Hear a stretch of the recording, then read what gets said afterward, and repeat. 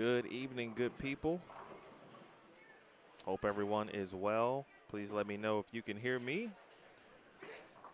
as we get this thing popping tonight. KOH King of the Hill Weekly Challenge. The weekly, man, this thing is strong. For those of you watching and who have been watching the NDO Facebook page and their streams throughout the season, you know how deep the player pool can be, and I think it's no shortage tonight. Appreciate everyone tuning in. My name is Emil Williams Jr. If this is your first time visiting Bowlstream TV, thank you very much. Go ahead and hit the subscribe button if you haven't already. Hit the thumbs up as well. We'd appreciate that. We've got week 5. If you're unfamiliar with the format, it's a 3-1-1.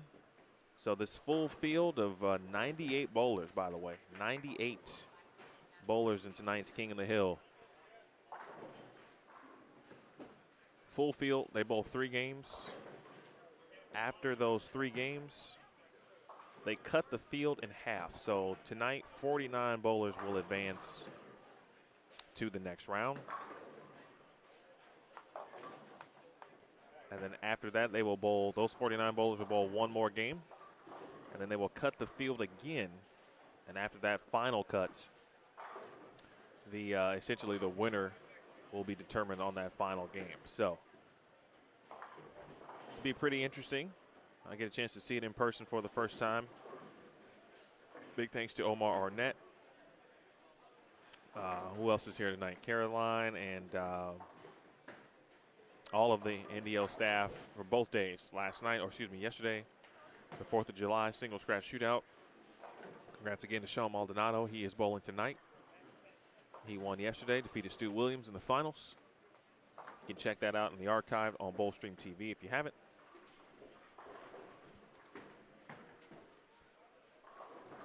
All right, so we got 5, 6, 7, and 8, and then we'll pop over to 9, 10, 11, and 12 periodically throughout. Anybody have any questions, just let me know. Went over the format. And appreciate Gus, Rep. Let's see, Mr. Lantern, James. James, as I mentioned, 98 bowlers. Just from what I've seen with my own eyes at this point, I've only seen Sean Maldonado. That does not mean that there are other pro bowlers who are here and some that I just don't know, or maybe they have, cards and I don't know. But that wouldn't shock me because there's a lot of great talent here in the Houston area, that's for sure.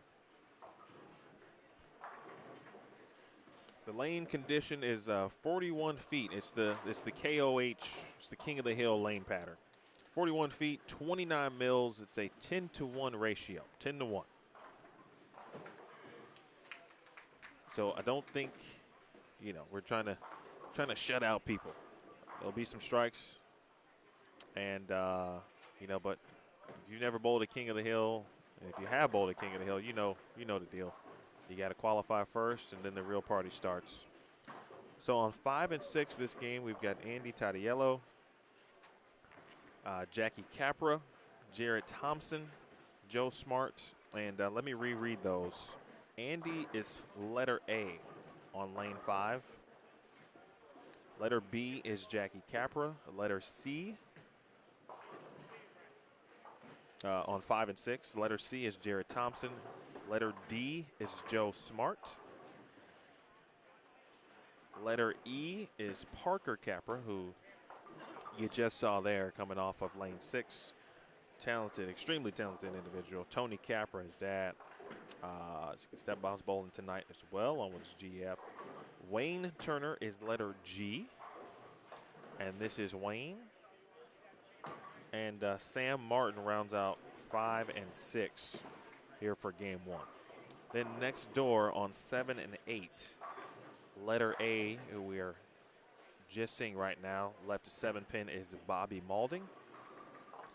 Letter B is John Lukash Jr. with an early double.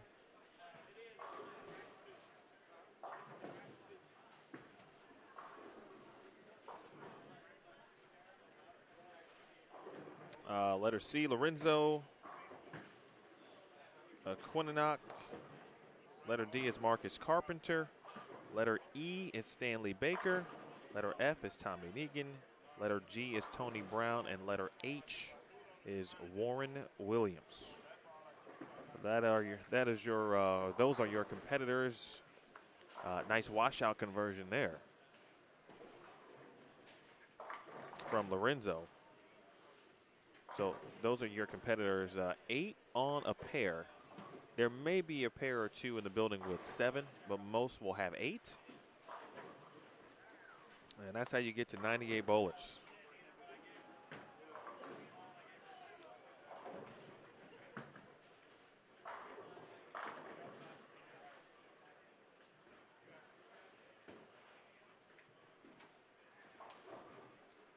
Appreciate Rep Gus and everyone who has continued to support and rock with me as I maneuver this business, if you will. Appreciate my guy Craig Elliott too, former owner of Bowlstream TV. Craig, I can't say I convinced him to bowl, but I did meet him for lunch earlier today, and he said he was thinking about bowling. And when he told me that, I'm like, well, you got to bowl now. I mean, I'm here. Come on, bro. So he's bowling. We'll get a chance to see Craig. I'm not sure I've ever seen him bowl, actually, so it'll actually be a good treat for me.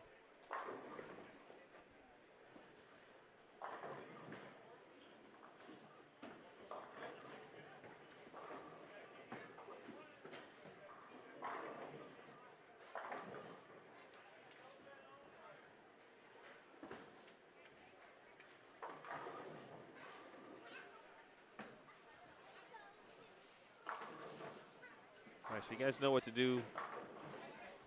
At some point, we'll talk about, hopefully, you let me know where you're watching from, but I'm expecting and assuming that we've got a few people who are certainly familiar and some regulars who have watched the weekly challenge all throughout.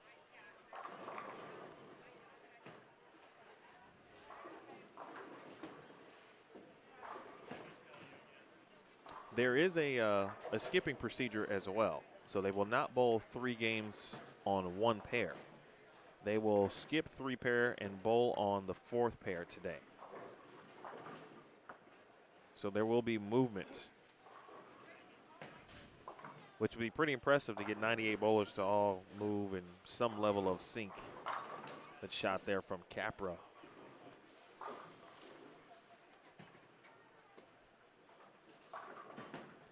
This is Lorenzo over on lane 7.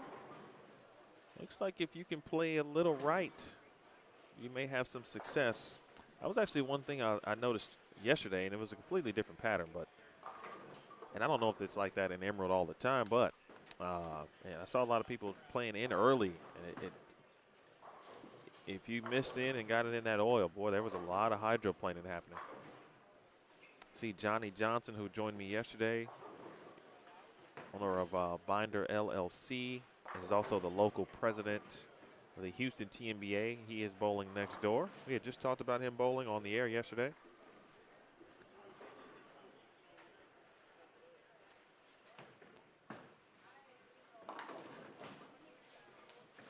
That is Marcus Carpenter there. Had a chance to rap with Marcus a little bit earlier while I was setting up and getting to know him a little bit, his history in this sport. Just got himself a new ball today.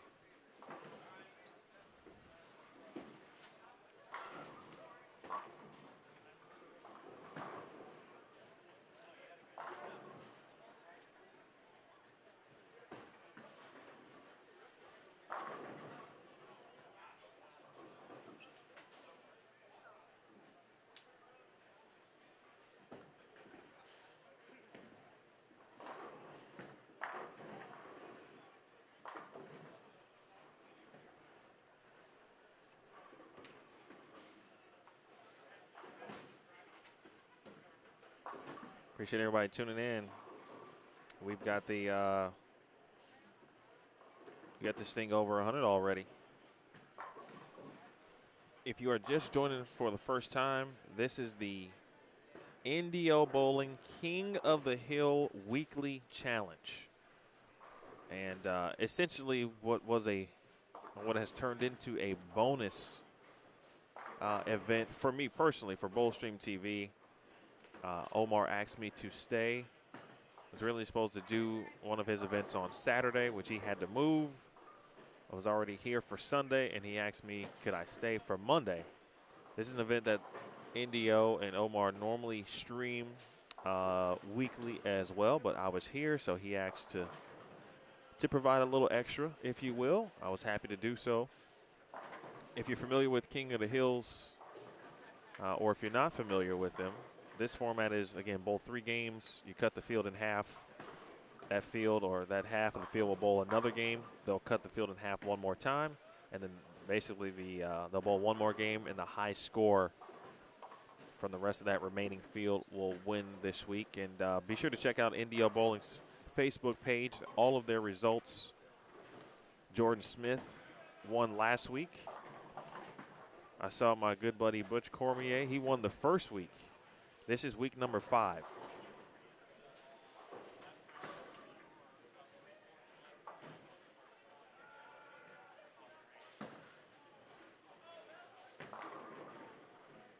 Hope that explains that a little bit further for you, Alex.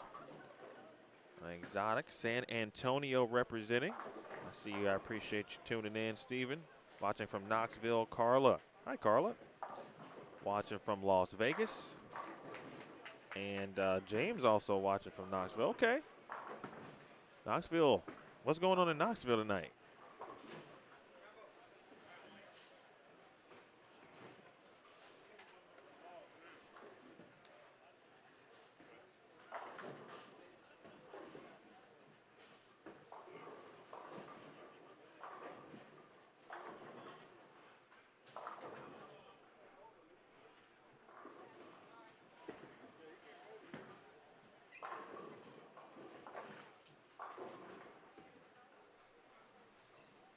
It's actually going pretty quickly for 8 people.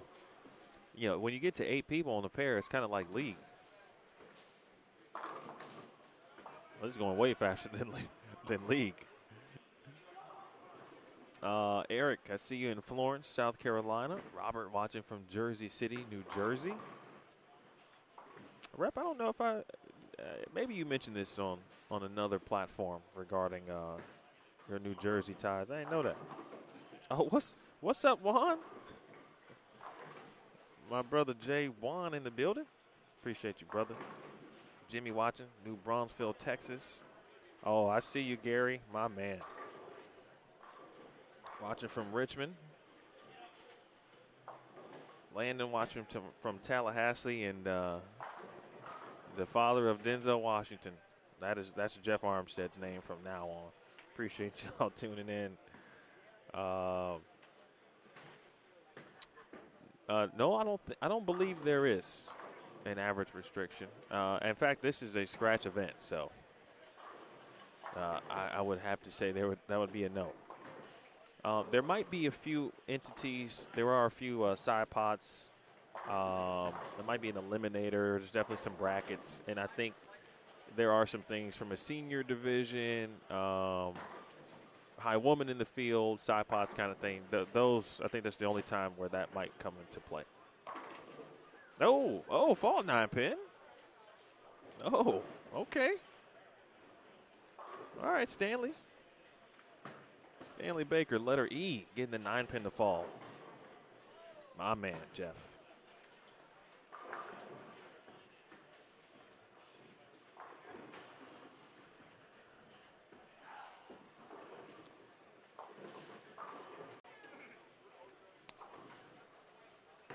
I'd have to do some research. I didn't think about it before, but it'd be interesting to see what the average cut number is, what it takes to make the weekly cut.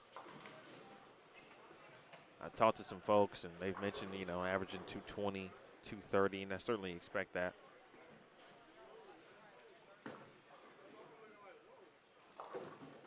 Oh.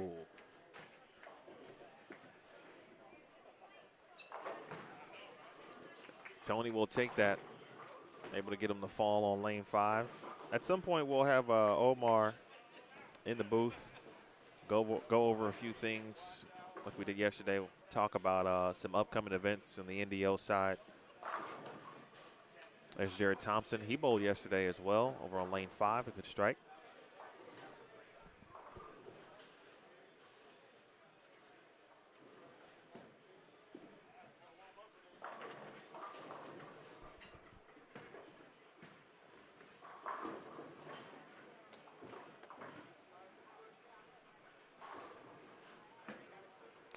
Thanks, John. That's actually not too bad.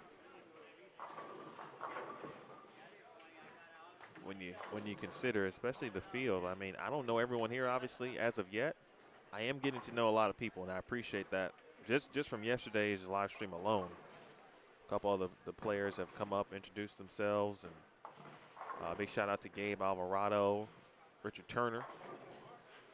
Mentioned Marcus, chatting it up a little bit earlier as well. Jonathan Norman, Ashton Wardrop.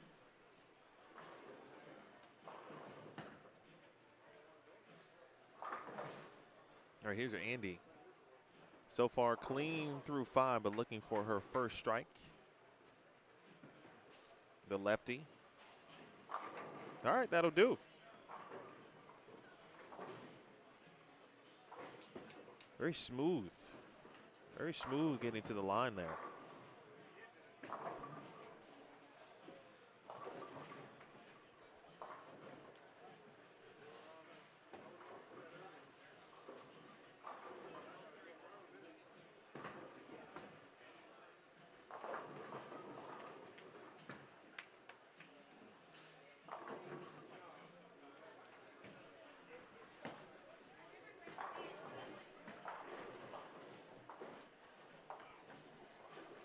So on 7 and 8, John Wukash Jr. with 5 out of 6. We'll keep our eyes on John. Here is Marcus Carpenter. And a 2-pin there for Marcus. Looking for his first double. Speaking of first doubles, nothing doing there for Stanley.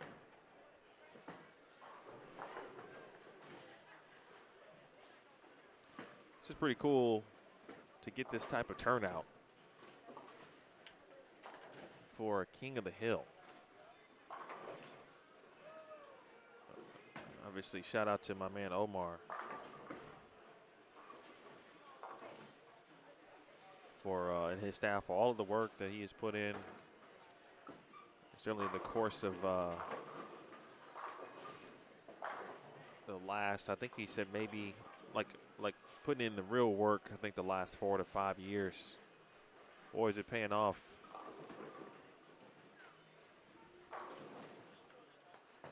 Second strike of the game for Tommy.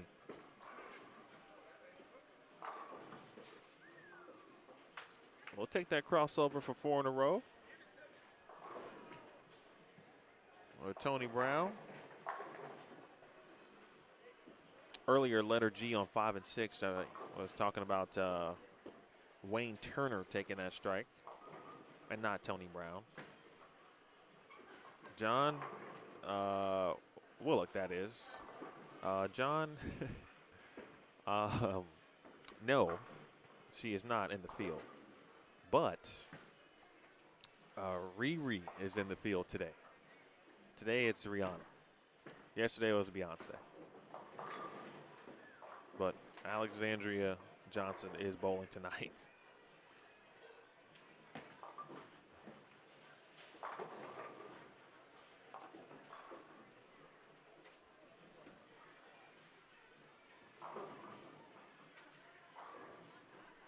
I'm getting a lot of league, and I mentioned this league thing earlier with the amount of people, but, you know, I'm so used to calling high-level tournament play. And not that this is not high level, but the atmosphere is a bit more relaxed. I'm not used to seeing this from the live stream perspective.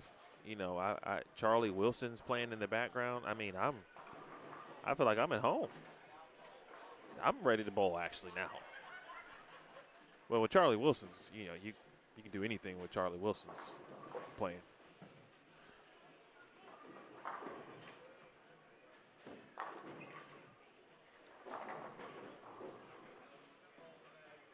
I got you, Juan.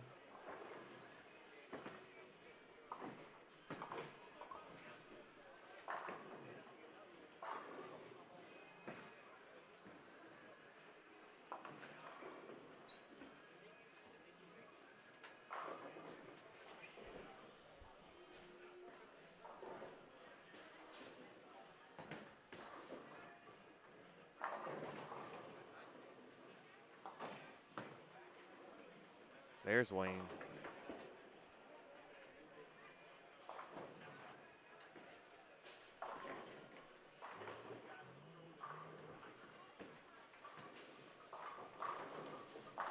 Well, halfway home through game one, and just looking around, well, it looks like someone may have the front 7 over on 1 and 2. I think we're going all the way down to 26, I think, today.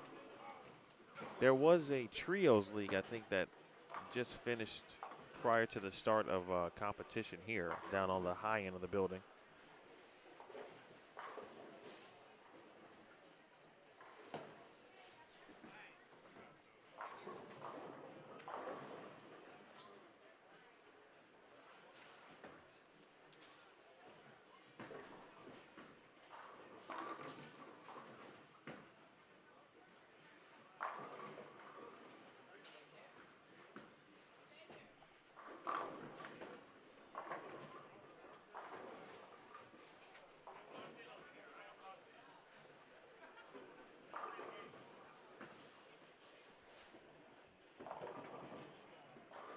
Good shot there from Warren Williams. Over on the right lane, Baker with the spare. And then coming up on lane 6, this is Joe Smart. Oh, that's solid there.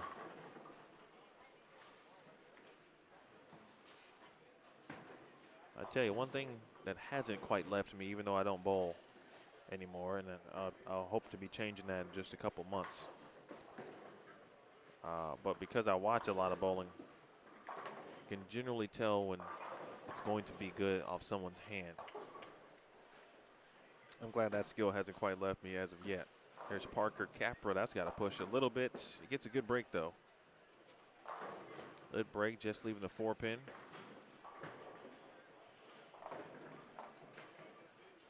And his dad, Tony, that's leaving an 8-pin there. The Capra family out bowling. The King of the Hill. That's actually pretty cool. You can have your family out. Actually, speaking of Alexandria, I mentioned her dad, Johnny. They're bowling. They're both bowling tonight.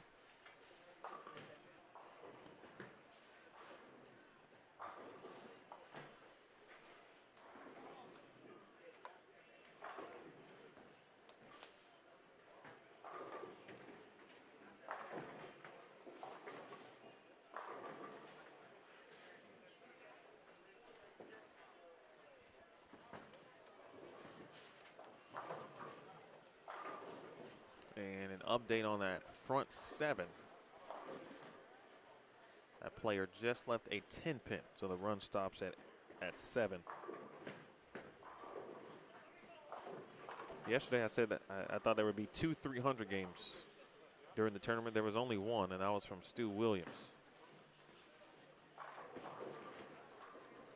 I'm going to go with 1 300 at least today.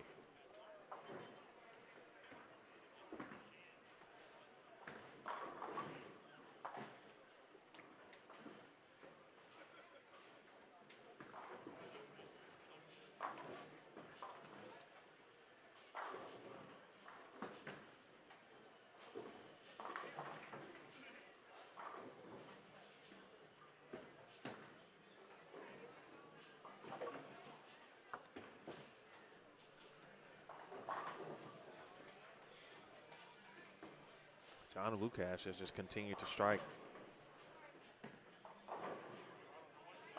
Nice shot there for Carpenter.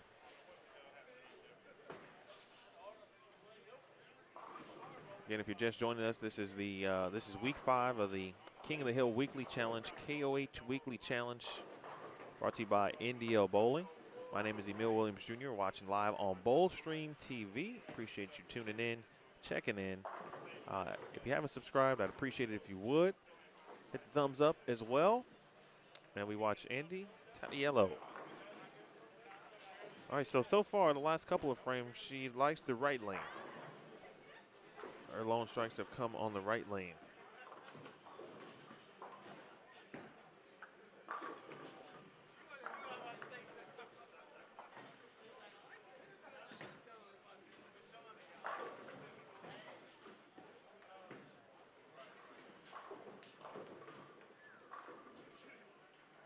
I want to thank all the sponsors for NDO as well.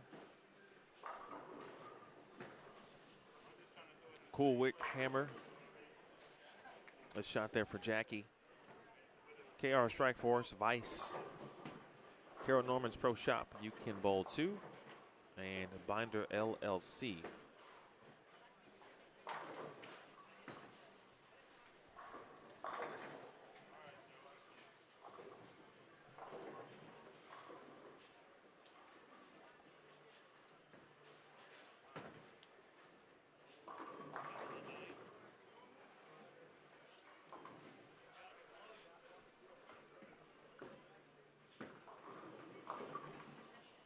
Yeah, I know. Mike does a great job at that, too. And probably because I'm just now really kind of getting some key level of understanding with sports betting. And, and obviously it's all over the place now, so it's, and I've also won a few bucks here and there, right? So the funniest thing, I remember back in college at Lindenwood, there were several guys who played online poker. And I remember, but I wasn't going like hard on poker at all. I still don't play, didn't learn. But I was curious. I'm like, oh, my goodness, that was almost a horrific break. It was almost a wrap 7-10. I hate ugh. Good Lord. Anyway.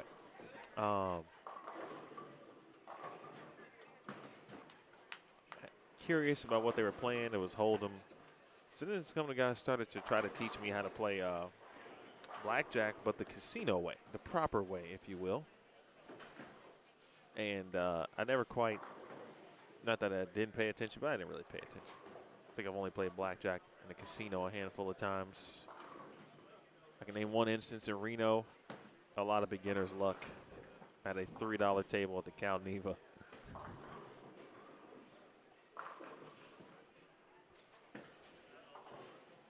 But we can go with 1.5 300 games, though.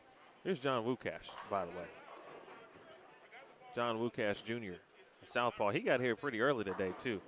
And that's why you get here early, ladies and gentlemen, so you can strike just like John Wukash Jr. 8 out of 9 for the southpaw. Another southpaw. Bang. Jared Thompson. Repping the orange NDO here today.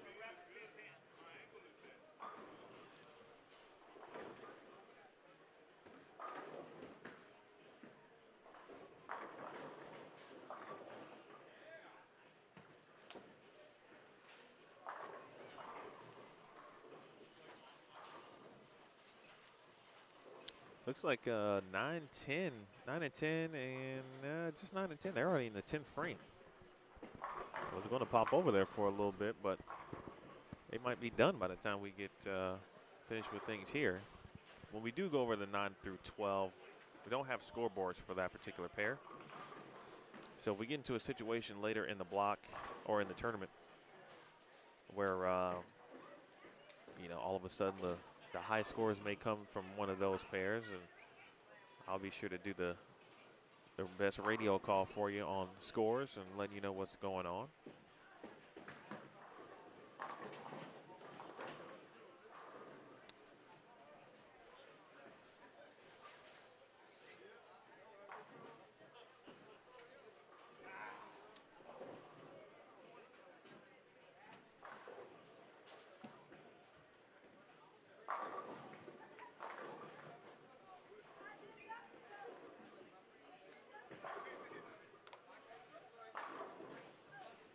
good shot there.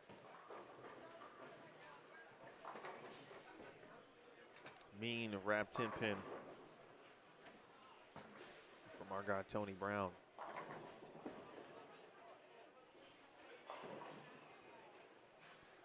Speaking of Tony's, there's Tony Capra, and then Wayne Turner to the left.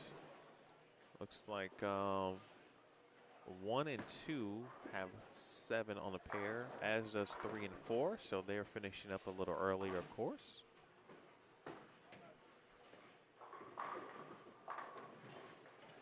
And in the 10th frame now, of course, on 7 and 8. And Bobby Maulding for the spare, so he can get to 178. Lorenzo, they're pretty hot in the middle part of that game in frames 4, 5, and 6. They can sneak into the 2 teams here. Or if my math is correct. Actually, no. I think he can get it in 2. Yeah, I think he can.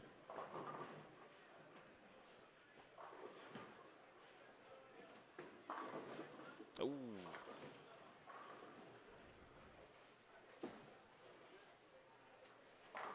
Now it's going to be a possibility of 192. Good strike on the fill for Bobby.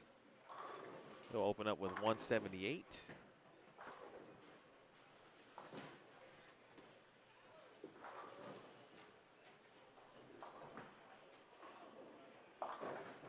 Warren Williams putting it down. And now 10th frame on 5 and 6.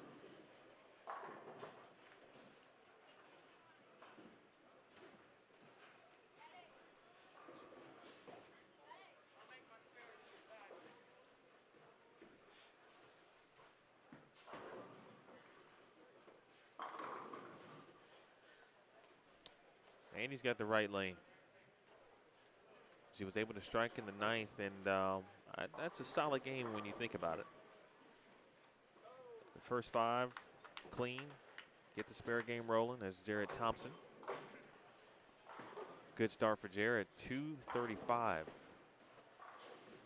And a good field ball for Lorenzo. He'll open with a 193. We're up to 129 concurrent. Can we get to 200 tonight? What y'all think?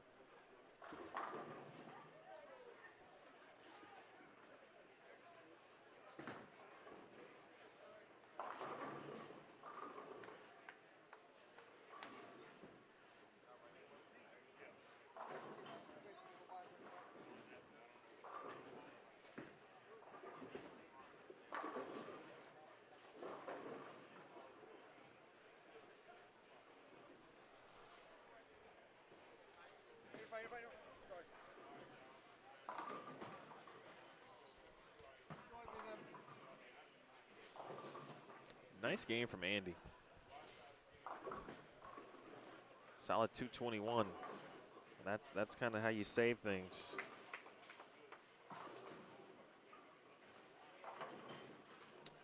Oh, I appreciate that, Eric. The Stanley Cup is popping tonight.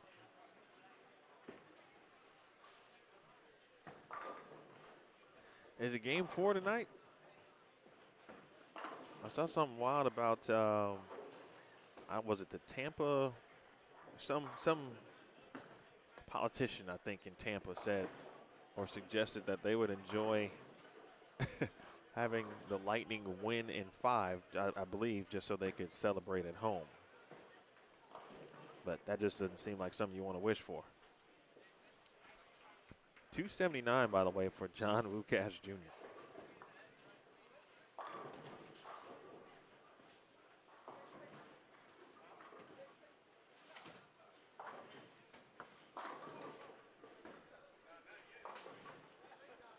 So I'm anticipating seeing John in the next part of this this format. Heard a lot of great things about him over my couple of days here.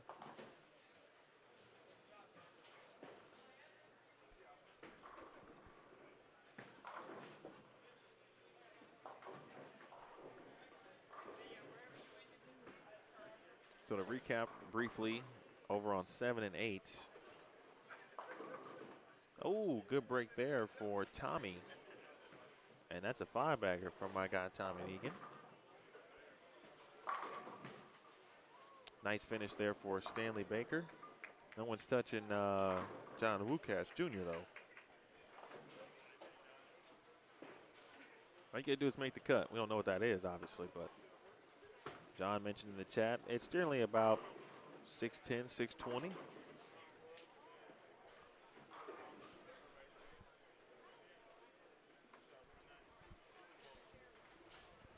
It's only 178 for Bobby Maulding.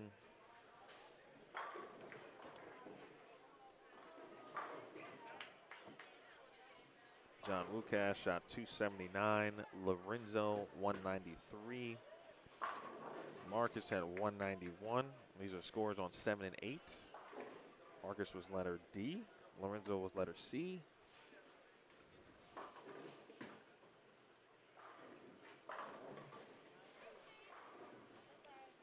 .219 for Tommy. Stanley shot 209. We'll finish up with Tony Brown and Warren Williams. And on 5 and 6, so you see Parker Capra. High flush strike there for Parker. And he's going to be in the 230s. But at the top of that list was Andy with 221. Then Jackie had 211. She was letter B. Jared Thompson shot 235. Joe Smart shot 199. And Parker wrapping things up here. Tony shot 179. Tony Capra, that is.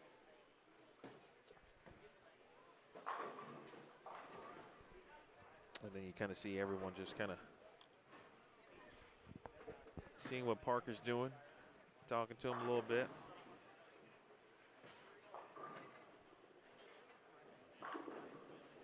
.220 for Tony Brown over on 7 and 8. Oh, wow. I was about to say, how did that pin not hit anything? Wayne just sent some crazy messengers. Sam Martin, 207. Parker, by the way, did shoot 236. Pardon me.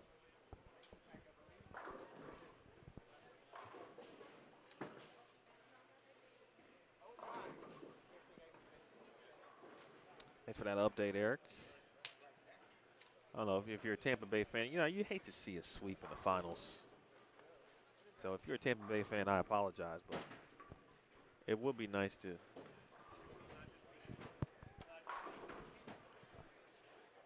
have Montreal, especially considering the history. And I believe it was their first time in the Stanley Cup since 1993. I think I read that right. All right, Wayne finishes with 166. Warren on 7 and 8 finishes with 183. All right, so game 1 is complete.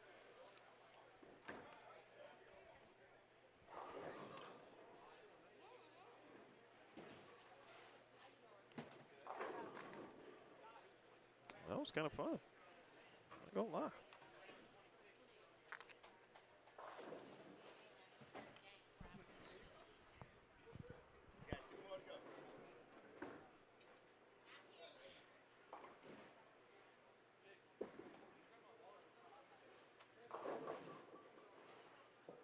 So it looks like we're just awaiting the start of game 1.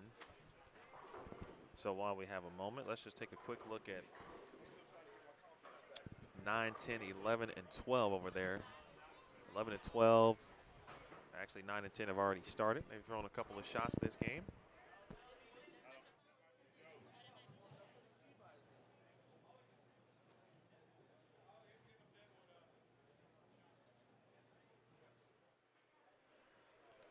And over on 9 and 10, in case you recognize someone, this game should be, and big thanks to Caroline, too, for printing these out for me with lineups for each game.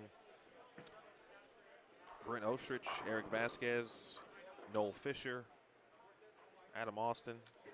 There's a Noel in the chat. Is it Noel or Noel? I apologize.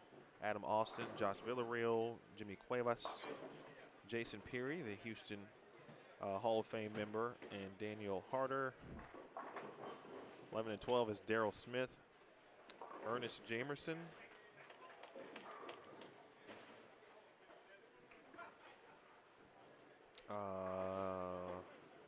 Jeff Ukegbu, Lewis Pittman, Rashawn Evans, Nick Negan, and Jordan Smith. That's on 9, 10, 11, and 12 this particular game.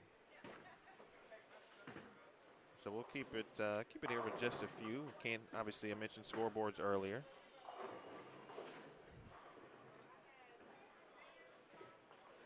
I also mentioned Jordan Smith. He is last week's winner.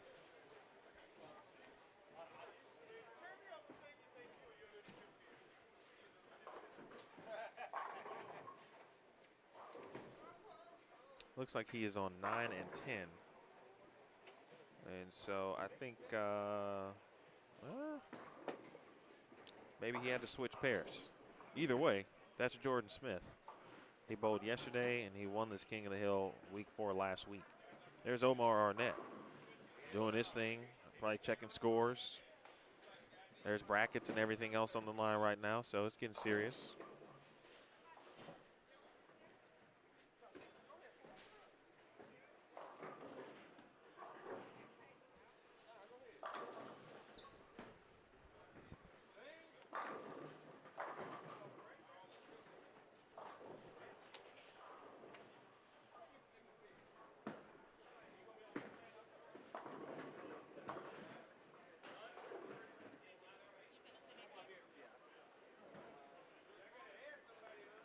Bowl and Shop.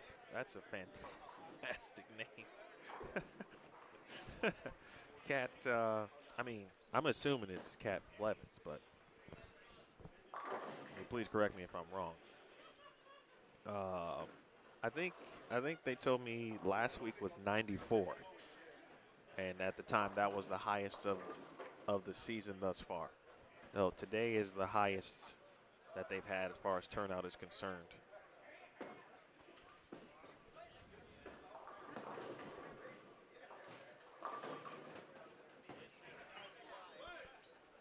I think the question is, can we get 100 bowlers to bowl a King of the Hill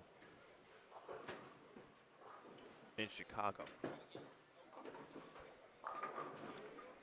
I think it can be done. Just needs a lot of work and probably a lot of side action.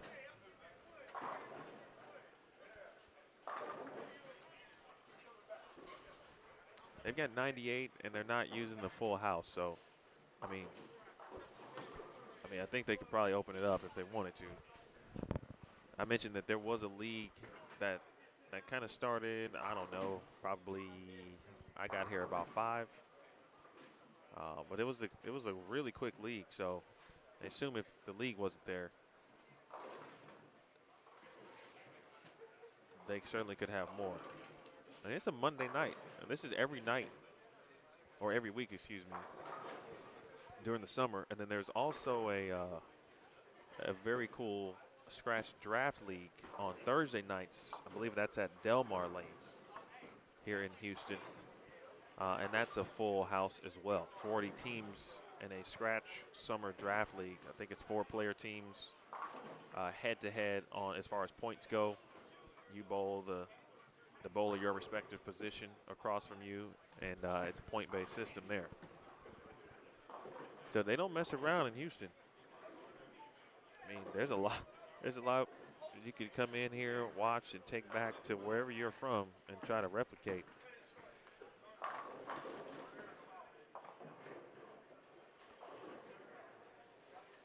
All right, let's take a quick look and introduce our players on 5 through 8 after this shot. Well, we'll give all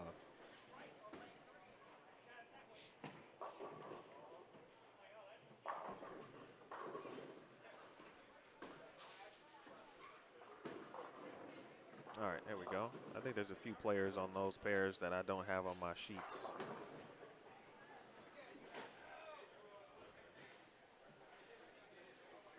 All right, game 2. So on 5 and 6, the left side of your screen.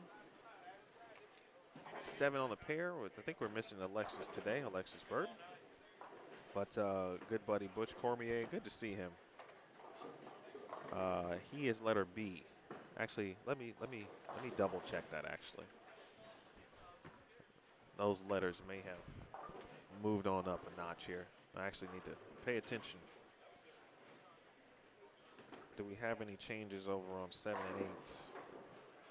Looks like we might as well. All right, so I got to do a little work.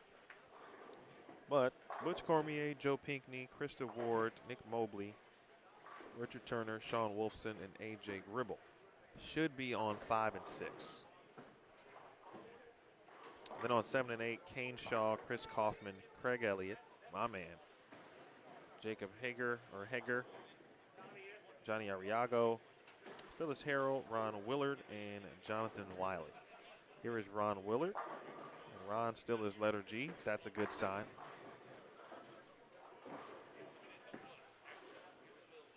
Phyllis is letter F. That's a good sign on 7 and 8. So it might be Jonathan who is not here. I'll try to confirm that.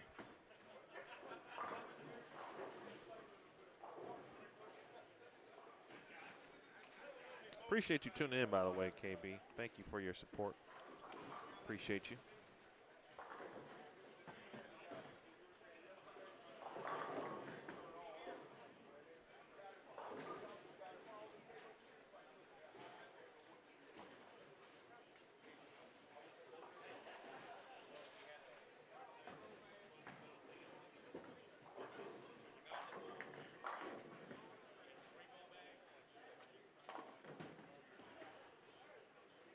So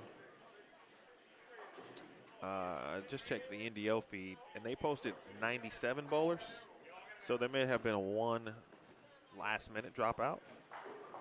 So it could be 97 either way.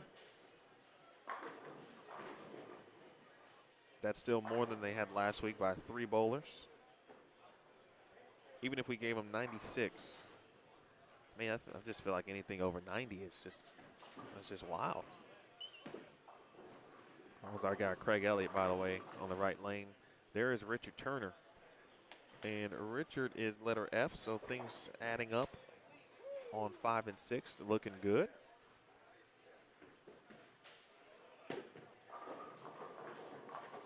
But I do need to make sure and find out who is letter A for sure. I think that is Krista Ward. Craig Elliott, like a homie in the repping his breast cancer jersey, striking against breast cancer mixed doubles from the Lucy. Again, the former owner of Bowlstream TV. Good man. I appreciate him. Had a good time with him earlier. Caught up a little bit. Had a little lunch. Shout out to you know what, you know. Said he was thinking about bowling. I'd like to think I convinced him to put him over the top tonight.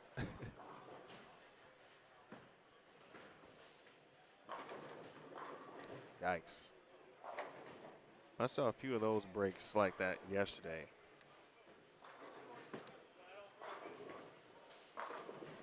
Good shot there for Butch. 7-10s they look to be, it can be common. And they always come, obviously, at inopportune times. I believe that was Jacob Hager.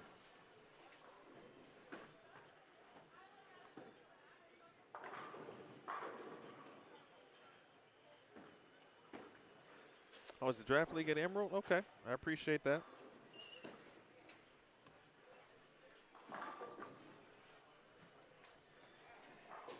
I thought that was, I thought someone told me, Delmar, but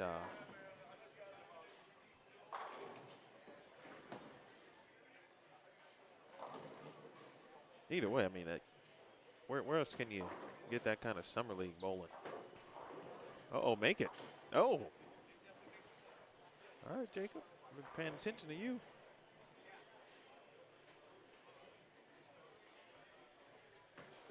A chance to talk with Ron Willard. Good shot there for Ron. He is letter G on 7 and 8.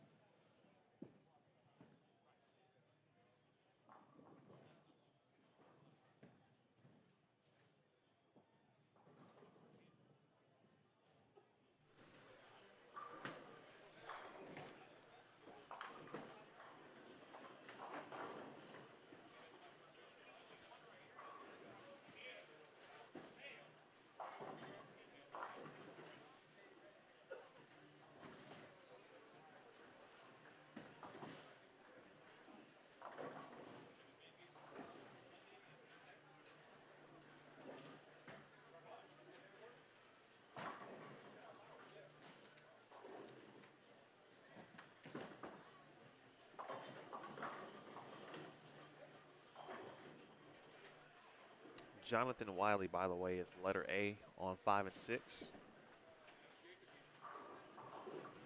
He was moved from 7 and 8 to prevent a pair from having 8 and one pair with 6. And Butch, winner of week 1, just casually with 4 in a row. A shot there for Kane Shaw.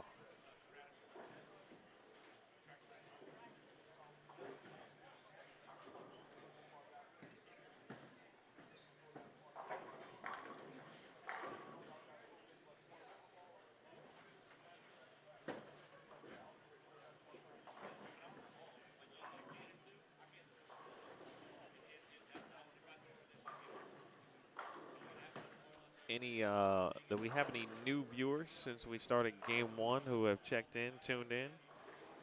If you wouldn't mind and chatting it up a little bit, let me know where you're watching from. I'd appreciate that. If not, I understand. I'm cool with it too.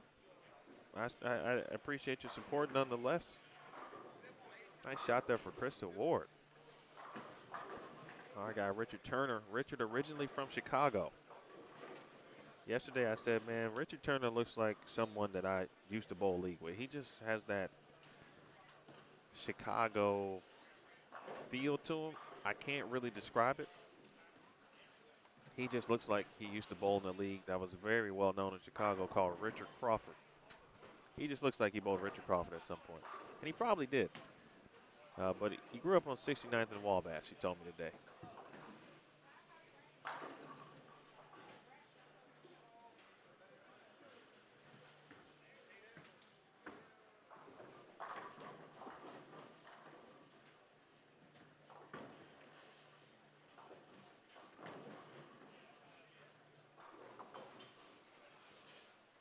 Richard with the front 3. He finished 11th in yesterday's 4th of July singles scratch shootout.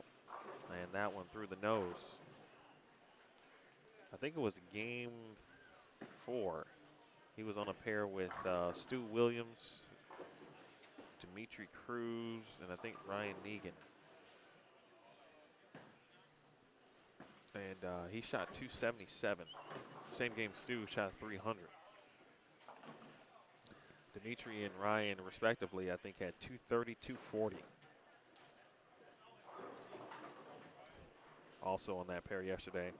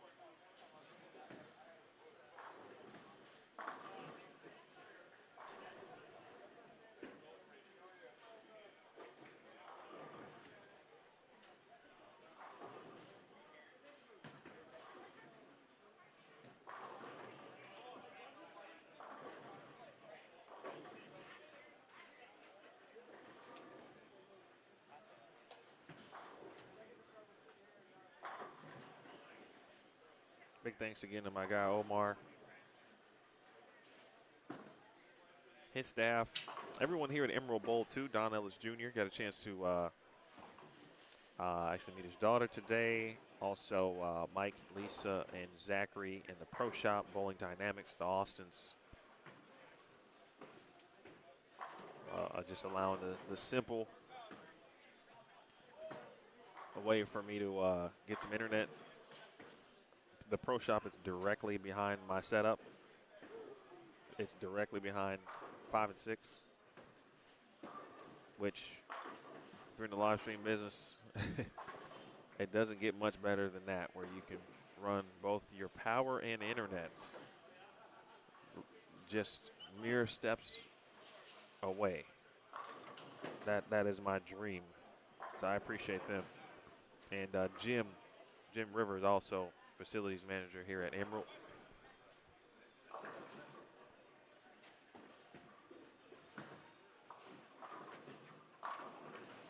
Hearing some music down the way. Earlier we had some Charlie Wilson. There was some Kanye West flowing during practice. My personal favorite, and I really mean this, Houston, I love Mike Jones. It's almost like a full circle moment for me to be here and actually hear Mike Jones in Houston. Heard a little Mike Jones. Maybe a little salsa popping right now. They're getting it in here in Houston.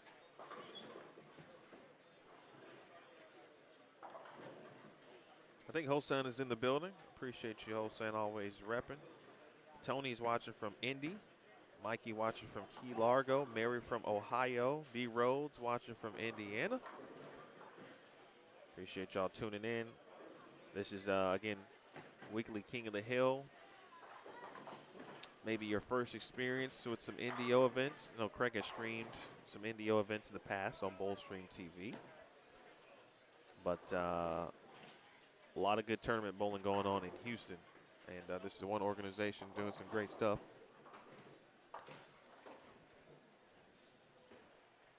Speaking of Craig Elliott, there's our guy. First, this is Kane Shaw, though. Good shot there, Kane.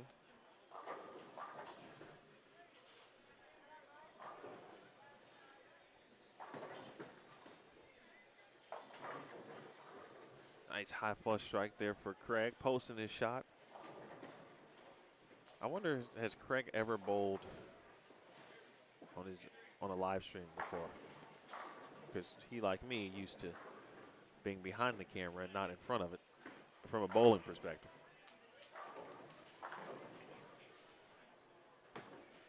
There's Chris Kaufman and the old fast 8.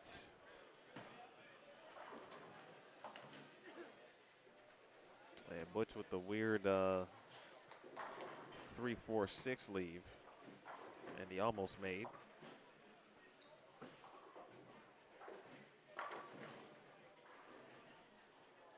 And Jacob back on business. Had that wild 7-10 in the third, but he's been perfect outside of that.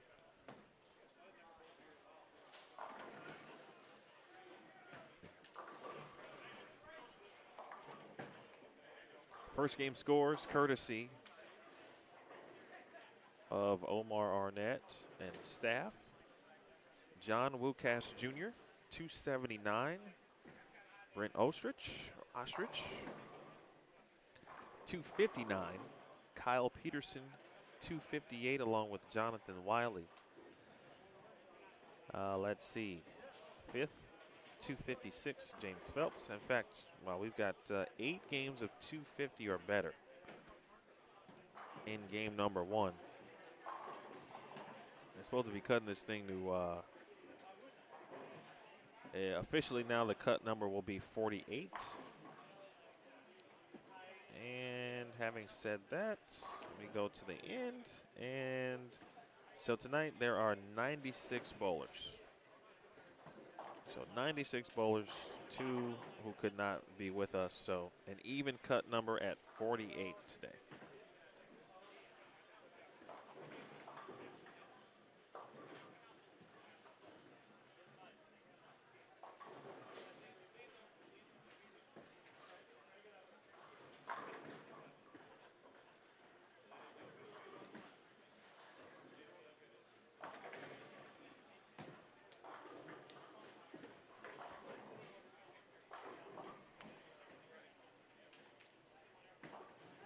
Holstein, I am going to bowl league.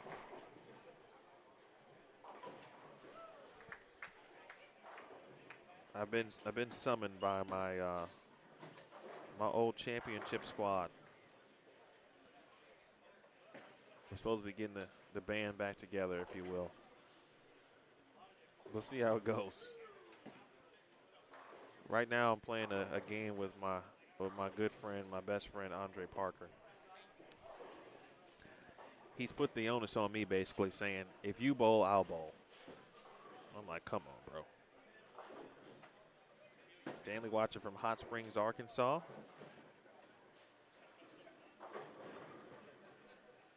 Wow, how about that, Tom Sellers? That is a small world. Tom, when do you think the last time you saw Ron? Then being serious, I mean, that is incredible. Meanwhile, Jonathan Wiley continuing to strike here. He had a game of 258 in the first game.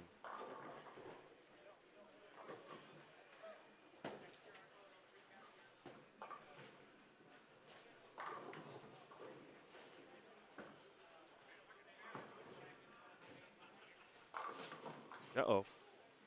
No love on the 10.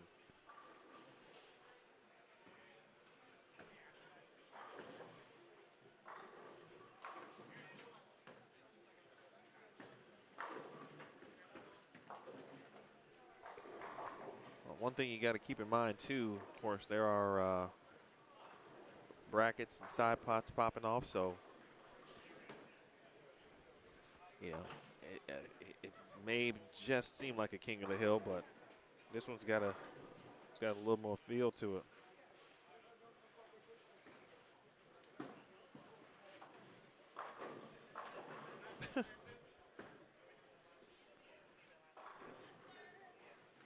What's up, Joey?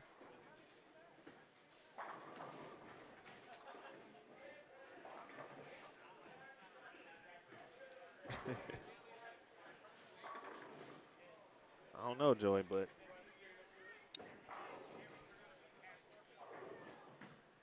coming out the gates 258.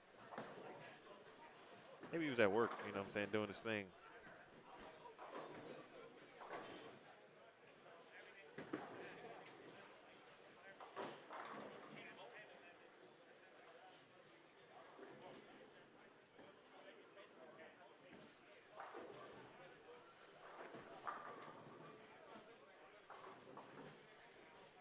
You know, Joey, it's funny. I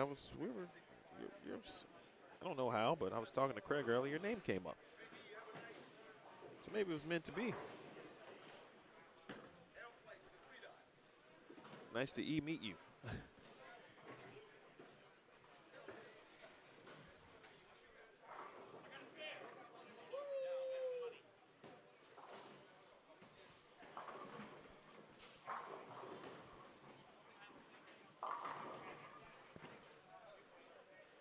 Getting closer to the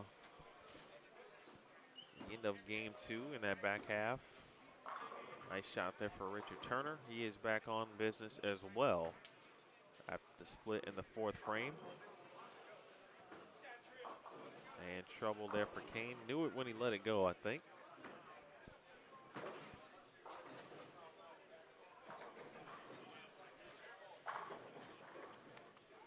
Sean Wilson. And Sean's still looking for his first strike tonight. Or at least this game, I beg your pardon.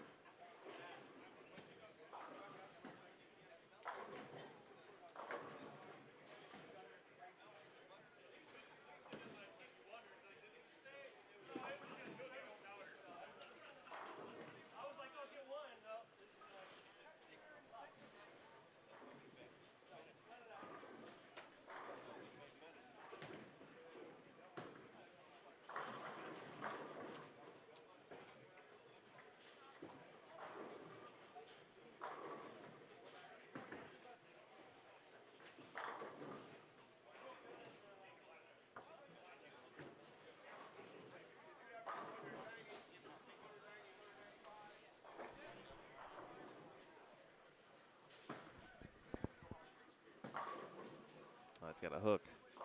Wow.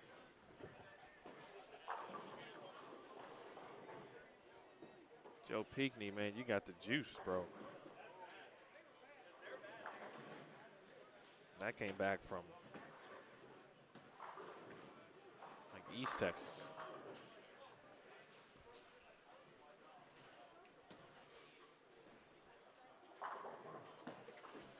Shot there for Johnny. A little perturbed about that 7th frame, certainly.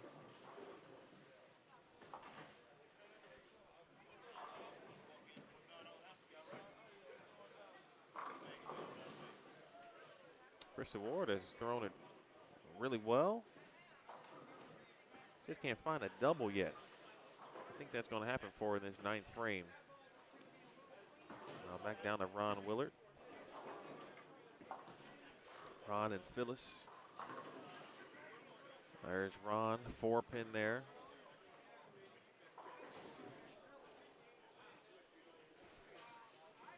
Open there for Nick Mobley. There's Phyllis on lane 8, the right side of your screen.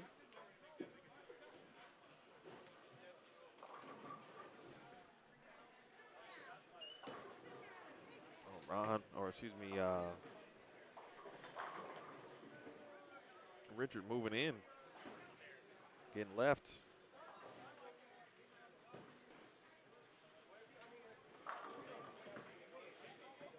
Yes, he does, Jimmy. Me and Craig have worked together and had plenty of combos and all that kind of stuff. I think for a while I didn't even know that he was bowling. But I know he had been looking forward to bowling more. So the part of the reason why he was stepping away from the business. So he can bowl. He was looking forward to bowling a few senior stops if he could as well, PBA 50.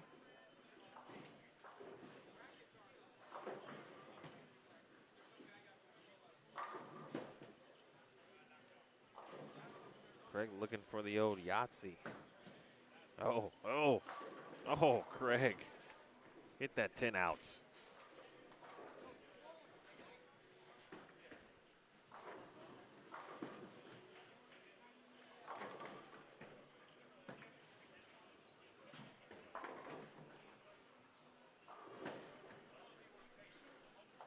It's a terrible break there for Mr. Wiley. Certainly inopportune time in the 9th frame. He's still in good shape overall.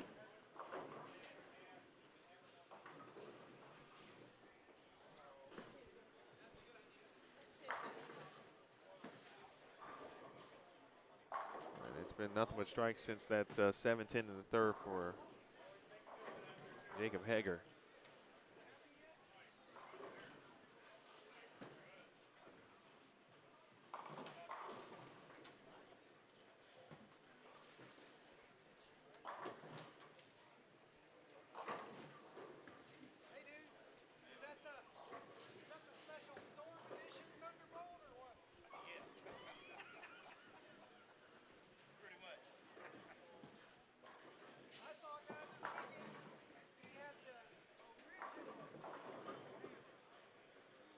Hey, Butch. How about that?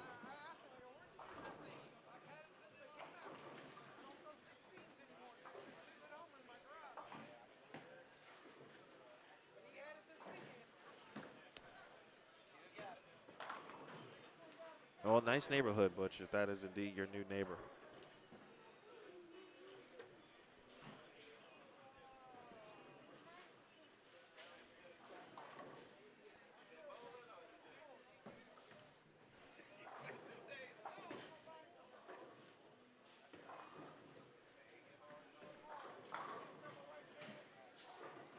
First open there for Phyllis.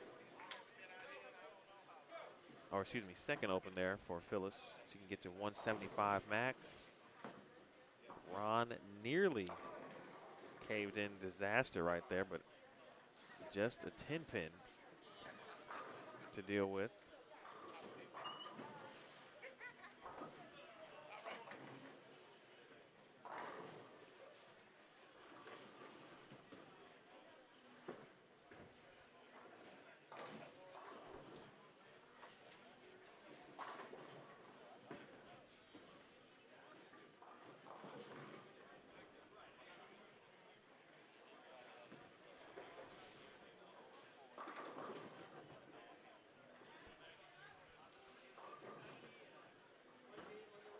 Brandon, I see you. Appreciate you tuning in, my man.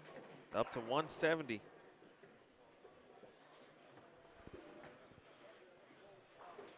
Start running this thing like a Calcutta, although someone mentioned that earlier. I don't believe there was one tonight. Or do we have 175? Can we get 175 viewers? Until we all the way, of course, get to 200. Uh-oh, make it, make it. Let's go is right. Let's go is right. Well done. Sean Wolfson. He set up shop, too, in front of that ball return. He wasn't about to three-step it. He was full cross lane. At the very least, man, let's get some highlights popping on Bowl Stream TV. We appreciate it.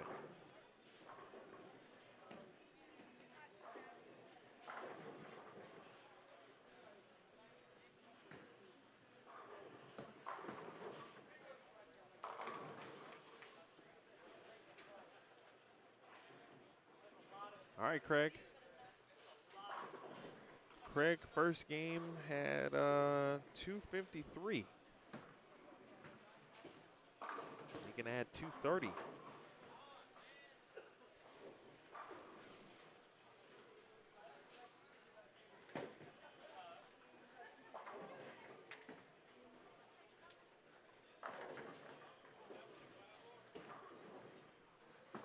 Kane Shaw shot 179.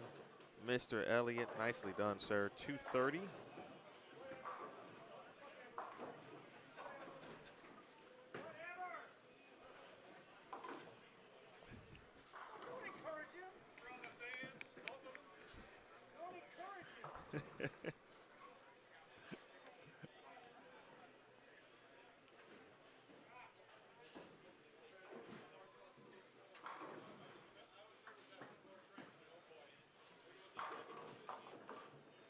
Well, Jacob's going to be at least now in the 260s with that.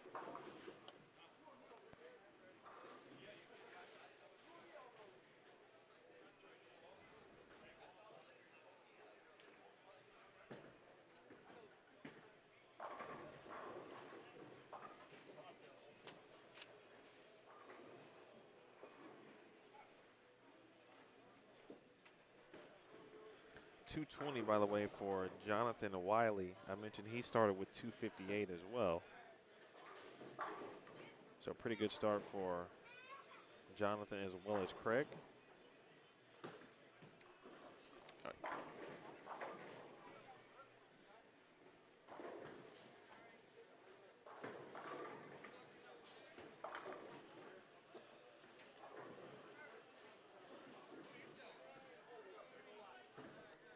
But Cormier with the 6'10".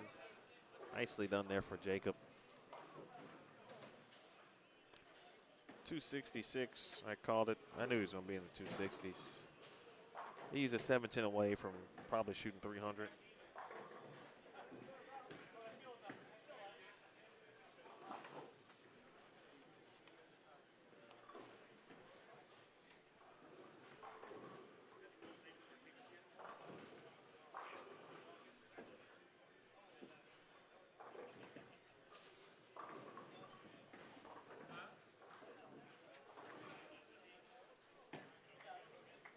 Joe Pinkney on 5 and 6, 219, letter C.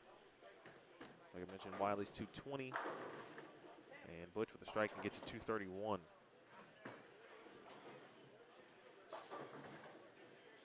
Make it 229.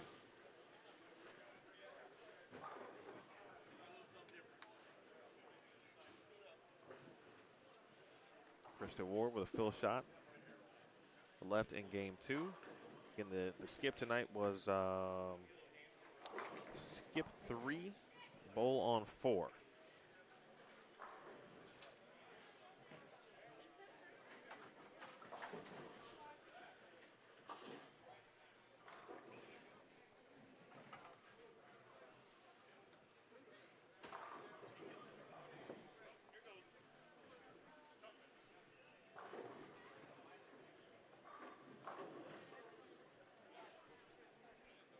Johnny Arriago to finish up.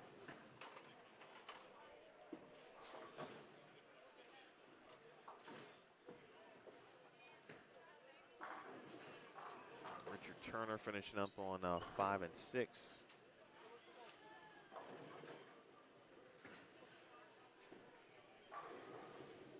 Richard in a tough spot. Every open he's had has been a split. I think he moved further left, and that ball didn't actually read down lane. So he leaves it 2-8-10. 2-10 there for Johnny, speaking of tens.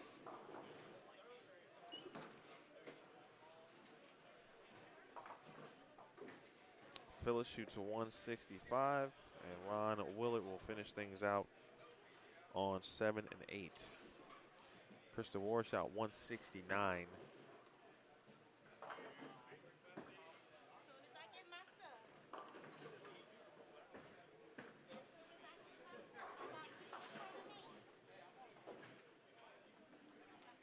Richard shoots 183. Just Sean Wolfson and Nick Mobley finishing things up.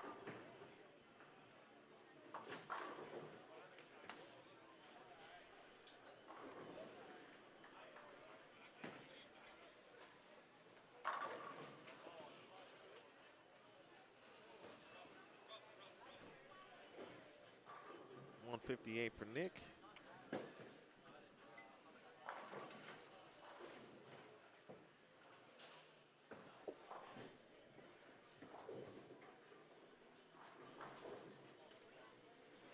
Ron shoots 187. And then Sean, who had the big pickup, he's 6-7-10 earlier.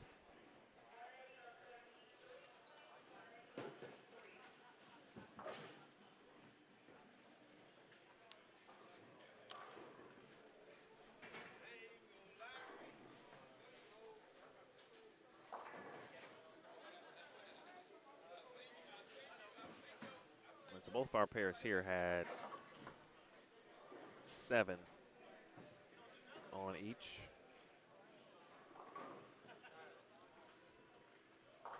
Sean shoots 134.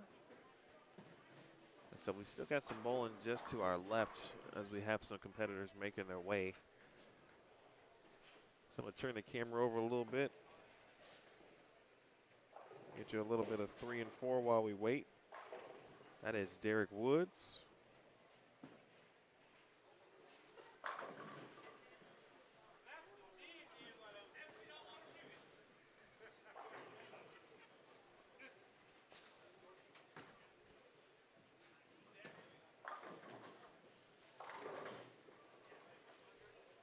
The 1 and 2 has started, but 3 and 4 still in the 9th frame, actually.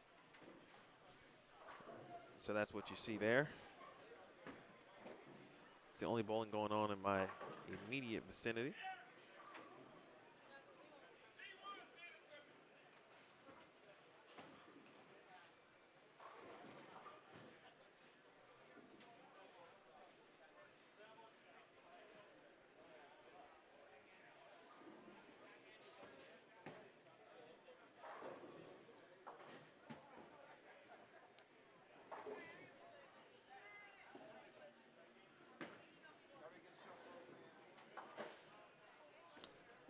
Amy, if I knew exactly who Rob was, I would definitely do that for you. Uh-oh, I see some clapping. Or I should say I hear clapping. Oh, there's 1-300. I don't know who it was, but there's one. There's the one.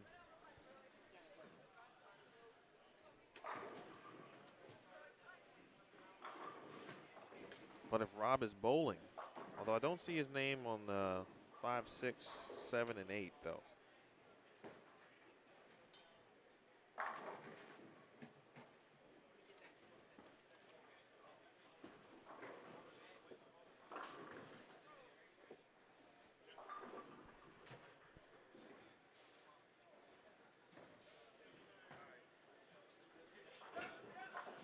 That's right. I'm in for one.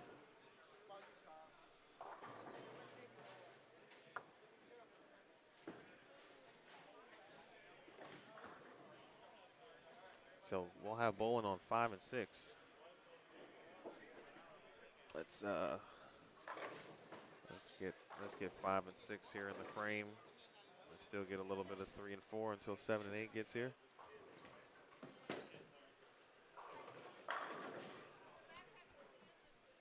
Well, that was pretty good there, right off the bat.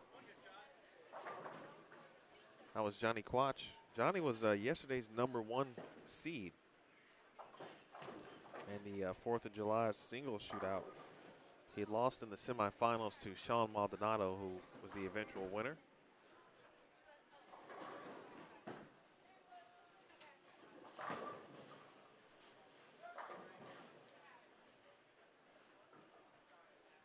Nice shout out there from Nick Smith. Shout out everybody from Max Bowl, Port Arthur.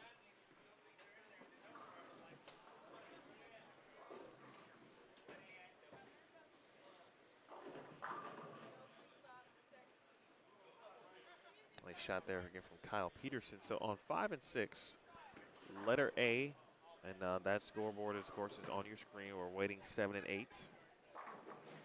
Letter A is Derek Kelly. Letter B is Jonathan Norman. There's Jonathan there with the red headphones.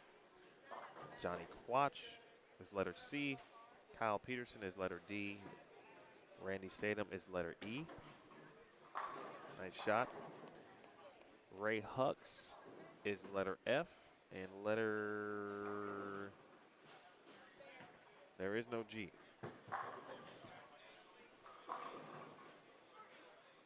So this pair with 6, it'll go by pretty quickly.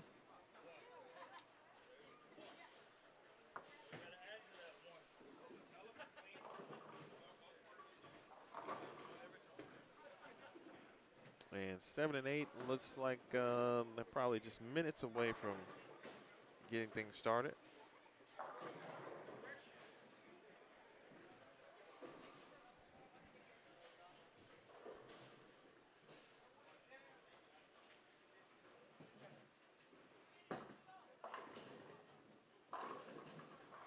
That's actually a really good view of Derek Kelly there as he lined up to take that shot. Get a good view from that southpaw. He was pretty far right.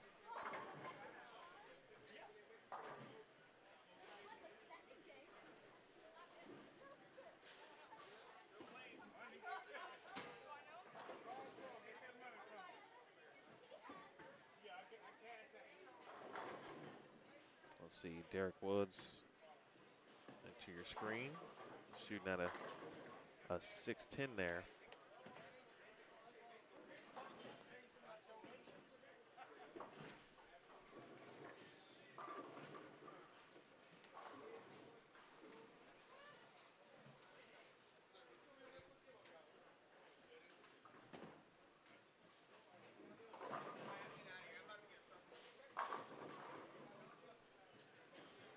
Boy, this pair is 5 and 6 specifically. Not messing around with the strike situation.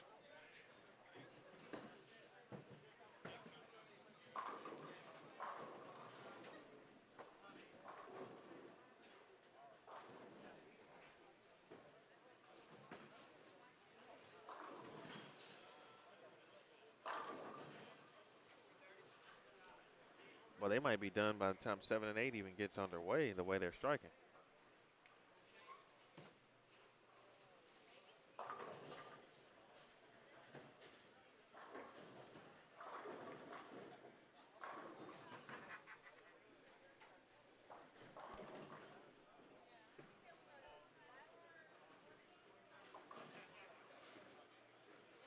All right, I think we can finally say we're now into game 3.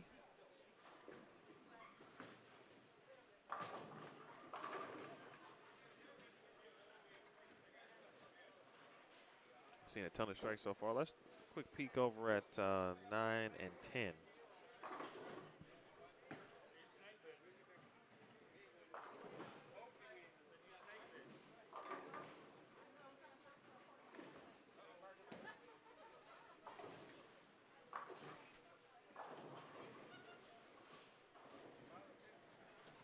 And 10. 11 and 12 yet to begin. Let's see, 9 and 10 this game, or game 3. Be Andres Lorania, Brandon Mitchell, Clarence McQueen, Jimmy Quach, Cameron Grisham, Scooter Palmer, and Sean Negan. There's Andres there, left side of your screen.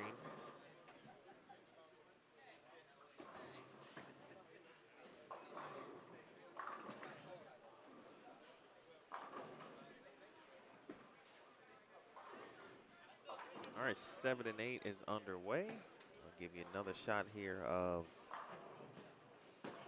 9 and 10 before we make the switch.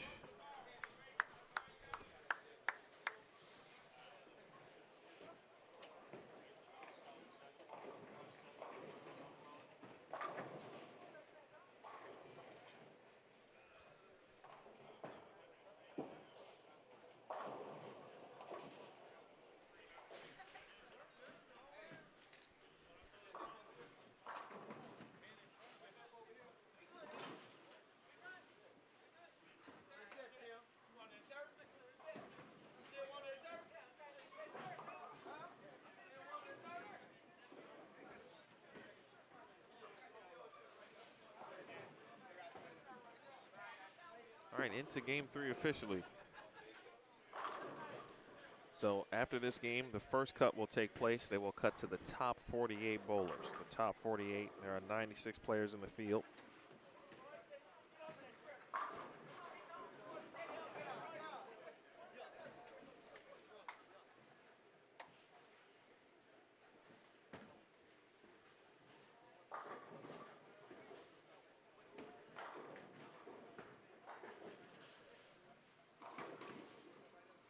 All right, let's introduce the players on 7 and 8. Yesterday's winner, 4th of July single scratch shootout champion, Sean Maldonado, is letter A. Eric Traylor is letter B. Kenna Herman is letter C. LaShawn Vessel is letter D. Brian Vider is letter E. Donald Robinson is letter F. My man Gabe Alvarado is letter G. He's stepping up now for his first shot. And Eric Brown is letter H, rounding out this 8-player cross.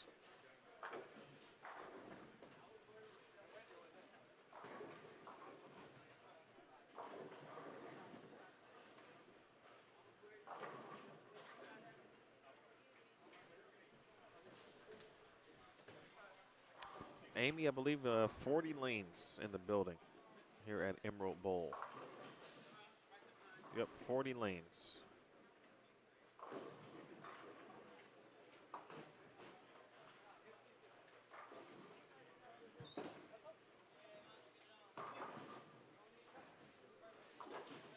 They have used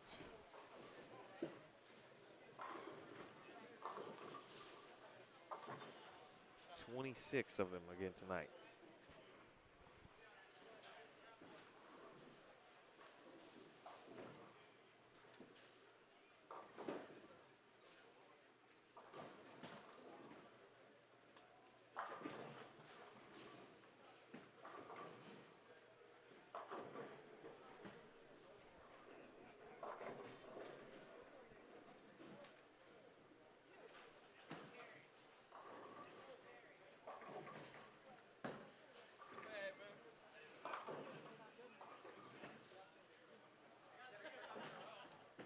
There's Maldy.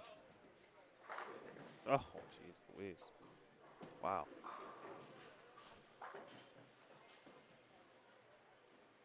Brutal 9-pin. I'll check the standings in, I don't know, a couple minutes.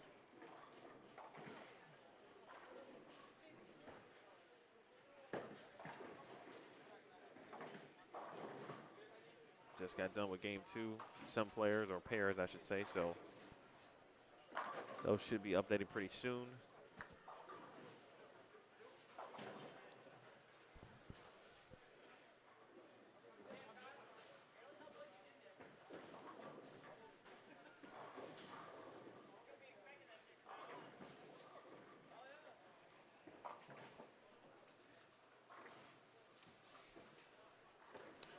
shot there from LaShawn. We'll see Eric Traylor.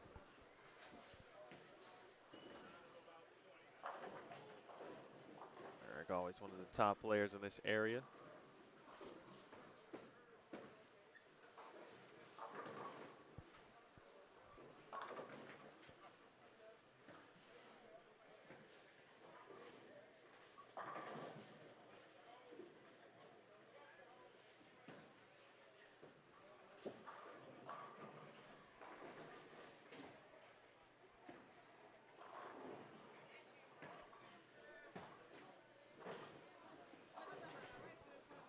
Jonathan Norman looking for the front four. He competed yesterday as well. Good shot.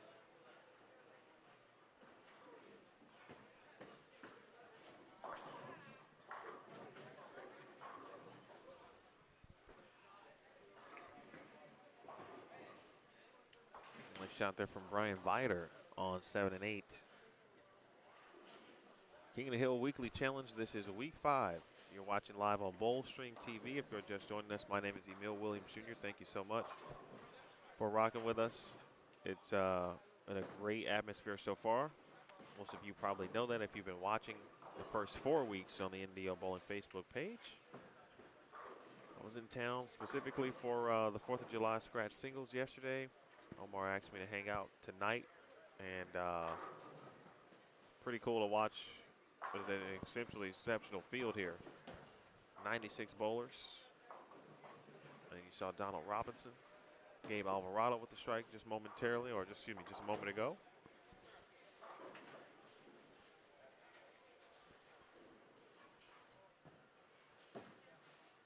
.96 players in the field.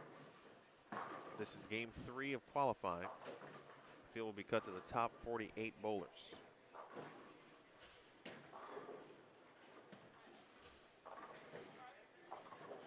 They'll bowl 1 additional game, and then they will cut the field in half again. And so the final 24 bowlers, essentially high game wins. Lane pattern, 41 feet. It's a special KOH pattern. 41 feet, 29 milliliters of oil. Ratio is 10 to 1.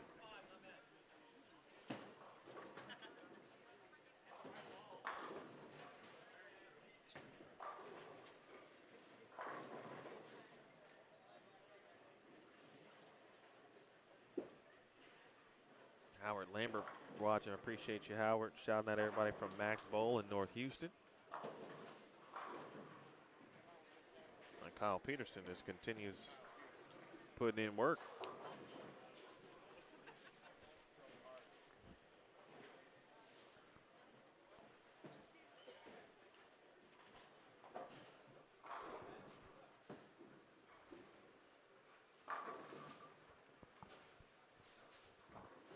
Ringington there for Eric Traylor.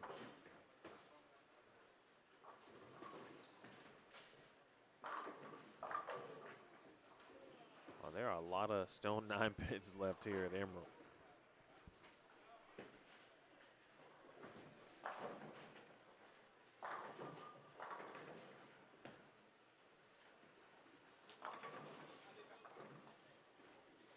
Rep made a good point in the chat earlier. I'll have to ask that afterwards, just about 5 and 6, because it has been favorable.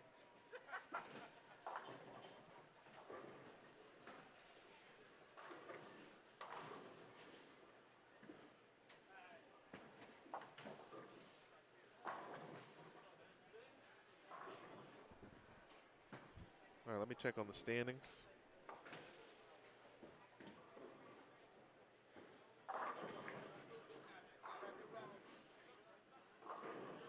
Not yet. Keep you updated on that.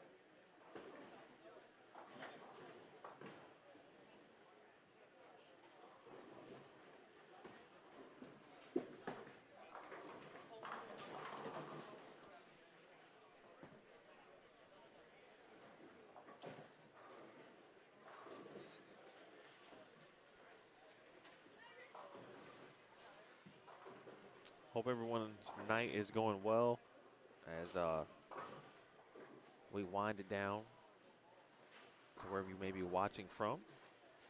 Thank you again. But stay tuned.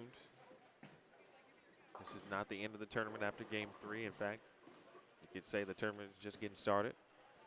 But basically, there's 2 games after this one. And I'm sure there'll be just a brief break, I'd imagine. Calculate, tally up scores, make sure all is good before the 48 get back on the lanes.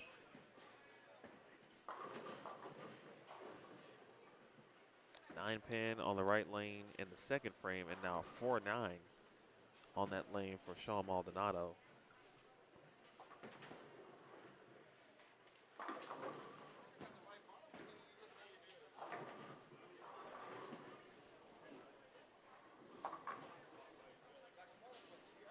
A shot there from Kenny Herman.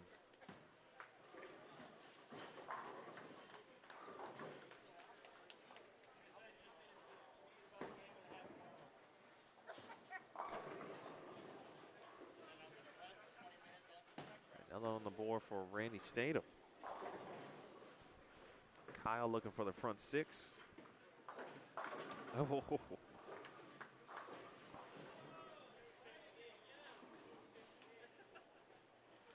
Kyle trying to win a high game pot too.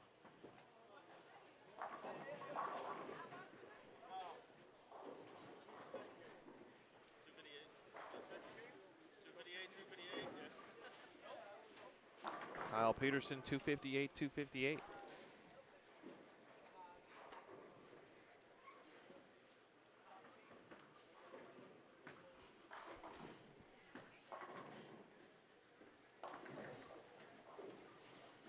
I think it's safe to say Kyle's going to be in the top 48.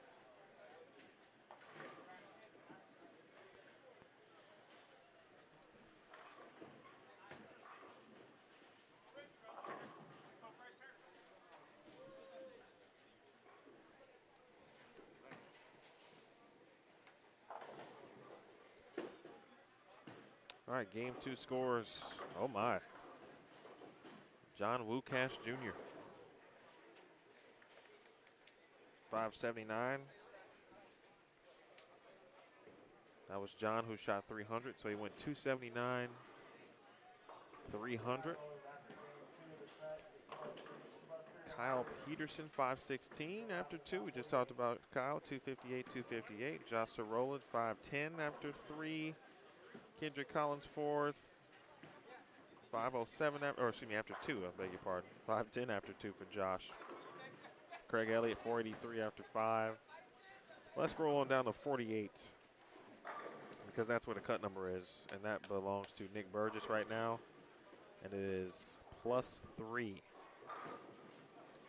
403 right now is the cut number. Sean Maldonado struggling a little bit tonight. 213, 199. He's just at +12. He is in 39th place, actually. So we're looking for a solid game here to get into this top 48 number. If anyone has any questions about a particular player in the field, I do have the standings in front of me. So I'll be happy to help you. And there's a good question there from Blaine asking about Brent.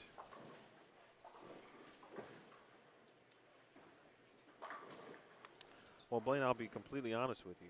I wouldn't know Brent just by face because I haven't been introduced. I've never seen him before, and there are no names on the scoreboards. However, I can tell you that Brent is in 34th at +21. So right now in the number. Had a tough second game though. After shooting 259, shot 162.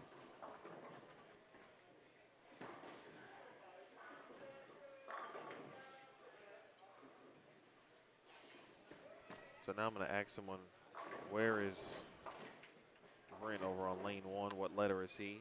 As the run ends there for Kyle Peterson.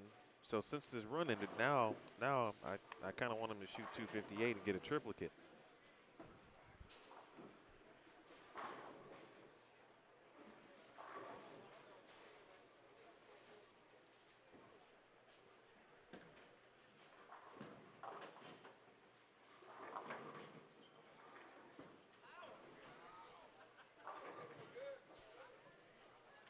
Ooh, I saw a mean messenger over on 9 and 10.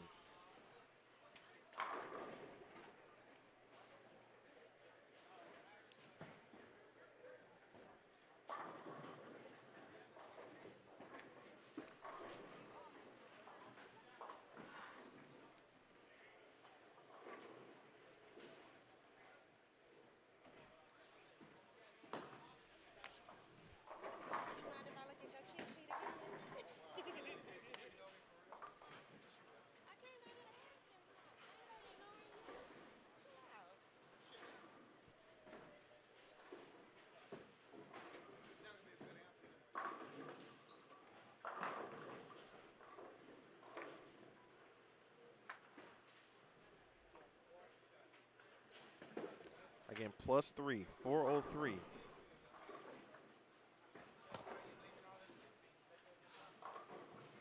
Oh, wow. Okay, good break, good break.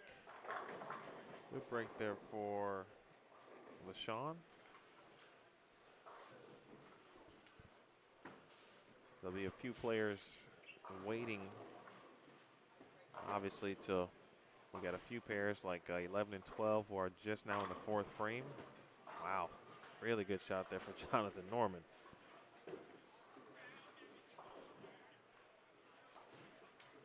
Man, I would nine pins are just wilding me tonight. Johnny Quach.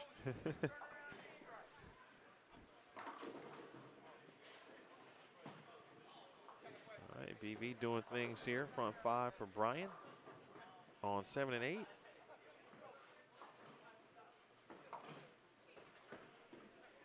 Let's see, Jonathan Norman is 26, 215, 210. And he's solid this game. He should be in the number. That young man is definitely going to be in the number. Kyle Peterson. Allison shouting out Tommy from Max Bowl and Port Arthur.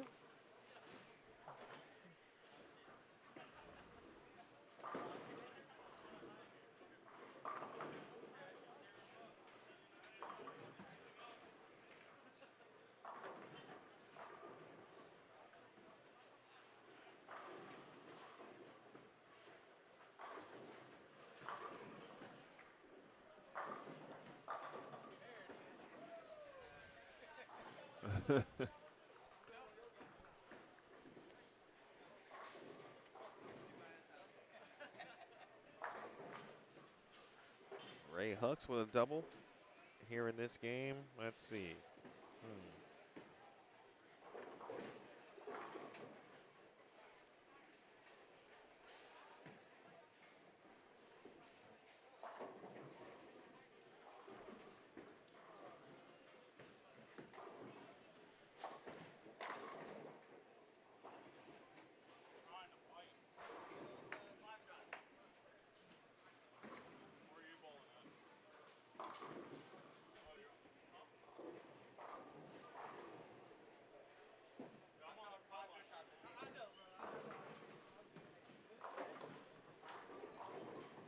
Tommy Tran, by the way, is 25th at plus 25 after 2.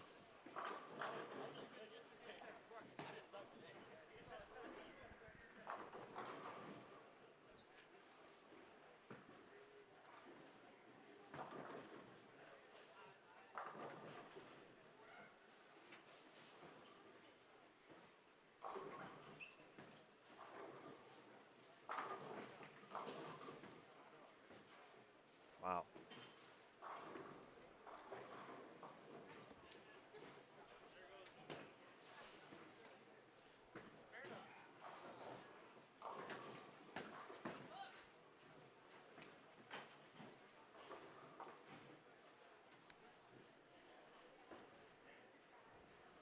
See if Kyle will give this one a run.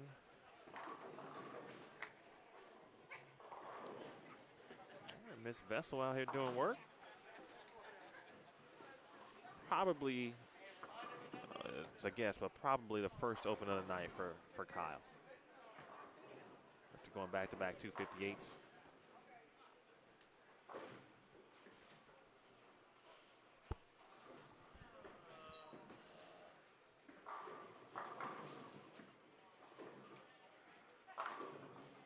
Ten back there for Norman.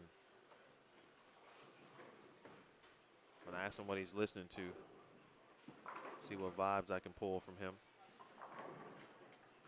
But I don't want to mess up his vibes. I'm gonna wait. There's Donald Robinson. That shot.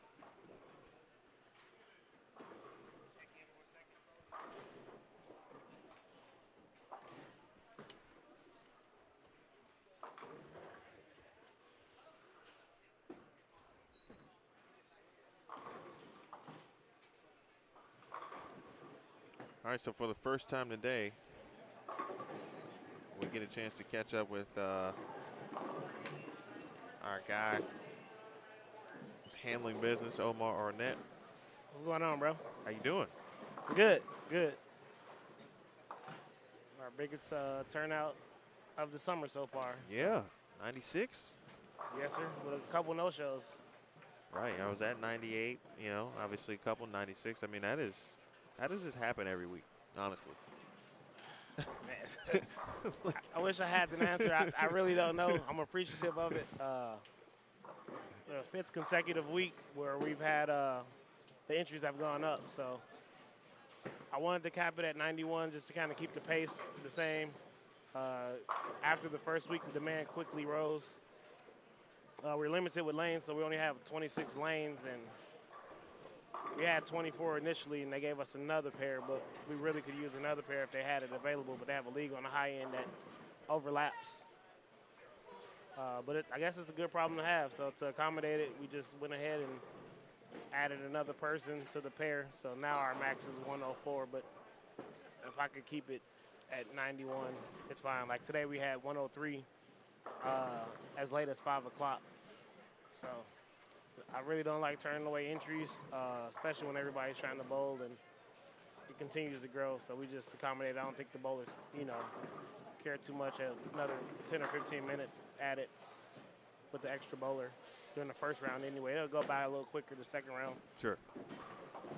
But I appreciate everybody coming out and bowling. I mean, this is a big number. We're on pace to average about 90 for the entire summer. The added money finale is probably going to have about 5,500 in added money. I think last year the finale paid about 35,000 out. We had a Calcutta. We think we ran 300 brackets on the finale. I mean, the action is insane. Even tonight we had 160 brackets. So 130 for the open brackets and then 30 for the seniors. In this day and age where, bowling, because of the pandemic, a lot of it, bowling centers trying to kind of come up, if you will, and recover in that sense. And just seeing how full it is here, and even yesterday, and what you guys do on a weekly and monthly basis, I mean, to have that kind of demand is just incredible. Yeah, we had a couple of organizations a while back, that was running events, but I think the NDO kind of sparked the people that were kind of nervous to compete and challenge themselves at a different level. With this particular format especially, I think it fueled that core group, and it just really helps everybody else, because you come out here and have a little success with the format, that final round shootout. Mm-hmm. You beat the guys like Sean or Eric, Jacob Hager, Butch Cormier, those guys in the finals. You gain a little bit more confidence to kind of step out your element and go challenge yourself somewhere else. So I think it's a good thing for bowling, and it's been spilling over, and I think the entries are up kind of in every organization in the Houston area. We're definitely not the first to do anything that we're doing. We just kind of switched up how it looked, and the bowlers have been receptive of it. I Man, you saw yesterday we had, Stu out here, so we get, Yep. From the average league bowler.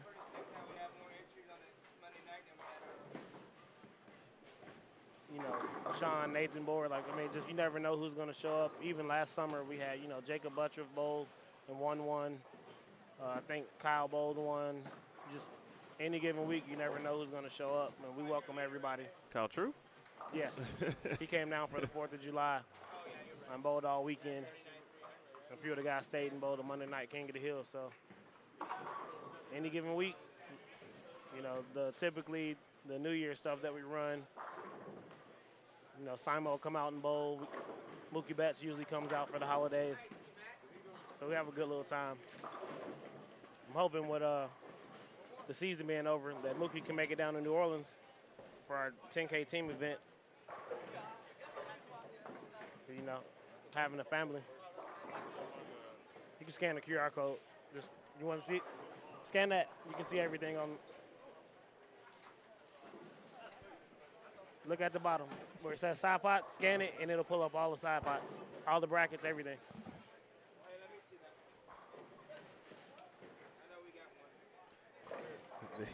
The introduction of new technology, right there on live.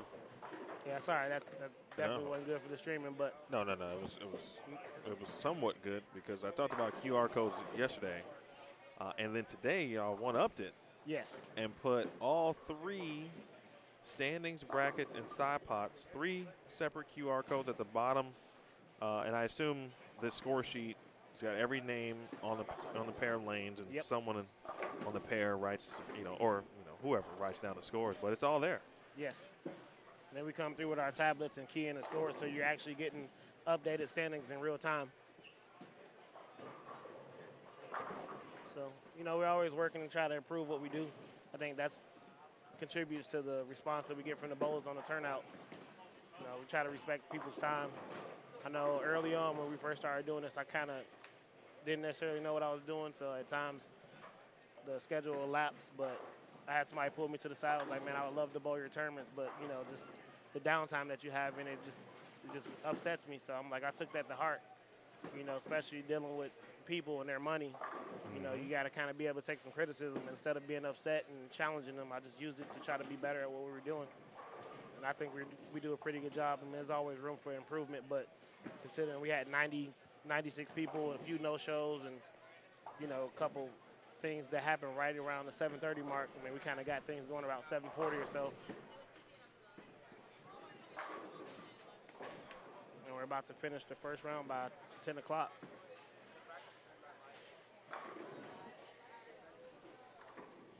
In the booth with Omar Arnett, the architect, if you will, of all the good things popping here at NDO. Now I'm seeing every person use the QR code like it's meant to be used. 5 and 6 is complete, by the way, folks. Run down those last scores for you. Derek Kelly shot 201. Jonathan Norman 247. He's going to be in. In fact, let's see if I can line up some things as I read these. I mentioned Jonathan Norman. He was going to be safe. He was at plus 25. He just added 47 to his total. He's going to be good.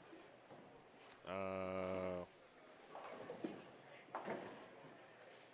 don't see Derek Kelly's name, but that's just because I'm probably overlooking it. Right there. Yep, there's Derek Kelly. He shot 201. He would need some help. He was at minus 16 after 2. Johnny Quach is going to be good. He shot 240 to go along with his plus 24. Randy Statham. Plus 3. Plus what? Plus 3. I don't know if you talked about the cut, but I think that's another thing that's fueling the increase in entries. This is house shot approved. 41 foot, 29 mil, 10 to 1. NDO King of the Hill pattern. Last week, I think, was the highest cut. It took 622, I believe. The week before, 613. Week before, 606, 608, 612. So it's low 6-0 range to 620, but they're easy for some and not so much for others, but low enough where you can have a bad game or two and bowl a big game and get back into it. With that format, you know, you're just trying to make the cut. Doesn't matter whether you're first or last in the top 48 tonight. You know, you just want to make that next round and stay in the top half. Hopefully get lined up for that last game so you can go for the gusto. Randy Statham, by the way, shot 226. He was at +4. He was in 43rd after that game, so couldn't have picked a better time, obviously, to shoot 240. I wouldn't be surprised to see the cut number kind of jump a little bit the last game and go back to around 620. I think the third game, guys kind of find that one pair where they get lined up and put a big game together. I don't know if you talked about with the $65 entry, 5 of the 65 goes to the added money finale, 5 goes to the clean pot, and then 5 goes to the strike pot. Oh, man, that's your job to talk about it. Yeah, so we got, with the $65 entry, 15 of it comes out that does not be paid back during the course of the night, but 5 of it goes to the week 13 added money, 5 of it goes to the strike pot for the first 3 games, and then we have a 50 clean pot within the tournament. So you have to make the cut and have a clean game, obviously, to be eligible for that. Will Cash right now has a chance to strike out for the strike pot. If he gets all 3 in the 10, he'll take home $1,600 just for the first 3 games. Where is he at? He is on 23 and 24. Okay. He started here on 7 and 8. Yes. But he had 279 to start and then 300 game 2. So obviously when you miss once, he's lucky enough to not miss in that designated frame for the strike pot.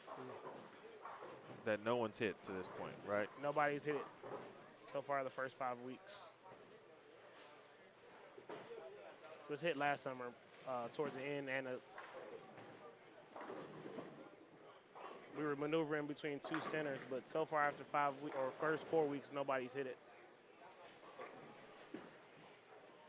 Matter of fact, I'm gonna slide down there and see if he's close to it, and I'll come back and give you an update on that. Appreciate it.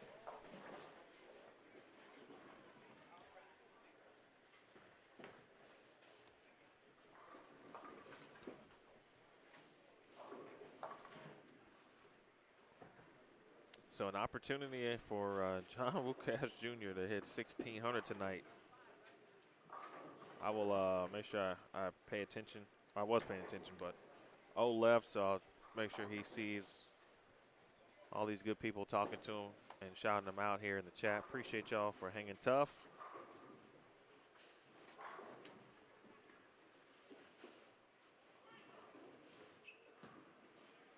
But I know this is what happens here on Monday night, so y'all are ready for this no matter what.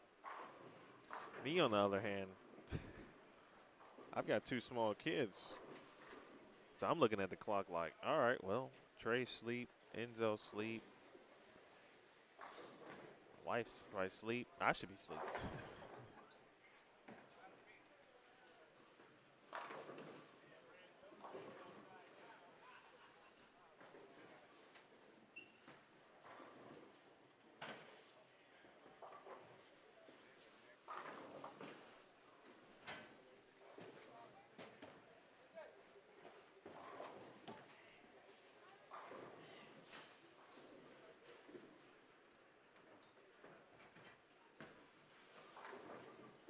All right, 10th frame.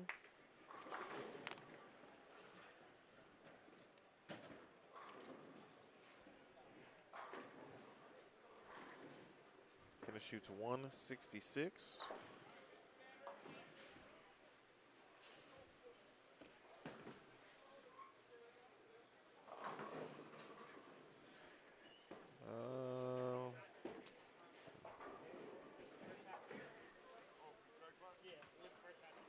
Missed the first shot in the 10th is the update, everybody, regarding the strike pot. So that 1,600 will continue to roll on over to week 6. While Maldi has gotten the last 3. He needed a good game just to ensure he was going to be in the number. Finally got some carry on that right lane. He was at plus 12 after 2 games, speaking of Sean Maldonado.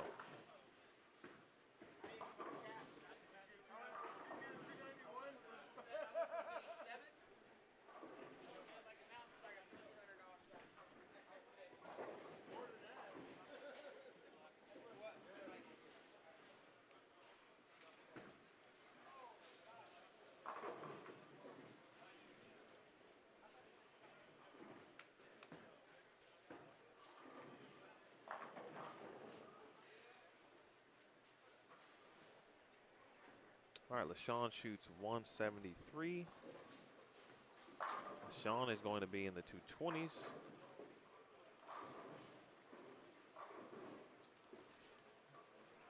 Let's see if Mr. Robinson. Donald was at minus 24.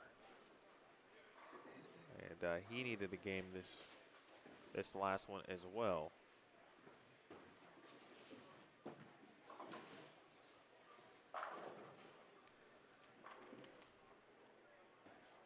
Some people you can just tell they're legends. That's Donald Robinson. He's got legend written all over him.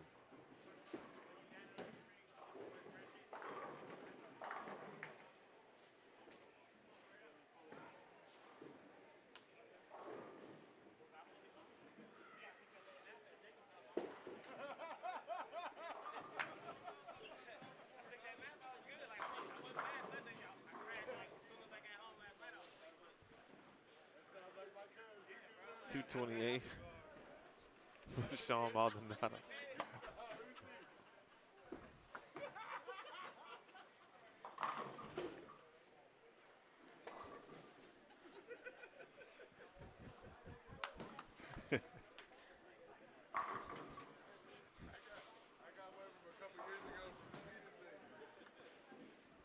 .183 for Donald Robinson.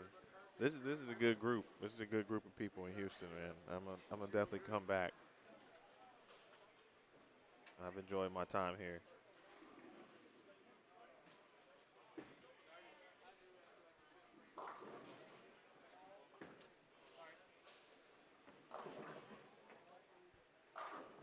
So 3 and 4 is finishing up. It looks like everyone is finishing up at about the same time, which is good.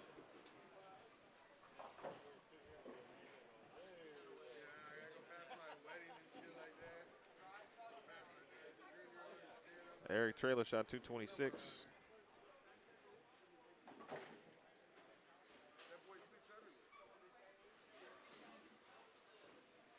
All right, Brian Vider. Maxed out at 279. He crosses over. He uses 6 pin. Brian was 19th coming into this game at plus 38.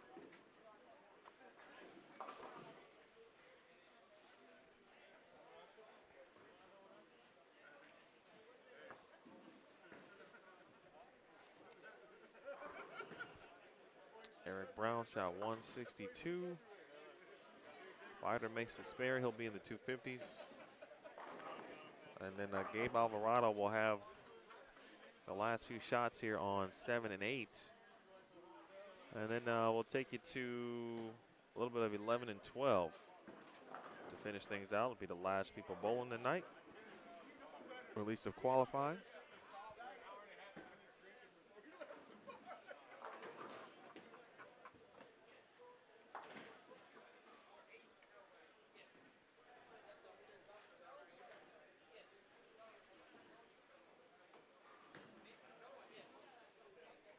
So Brian's going to be in.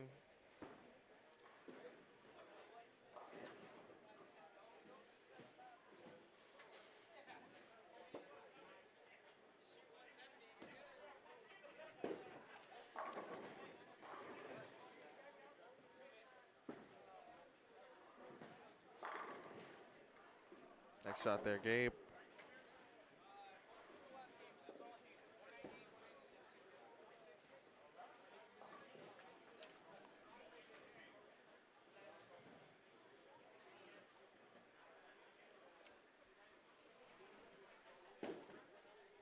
game's best game of the night.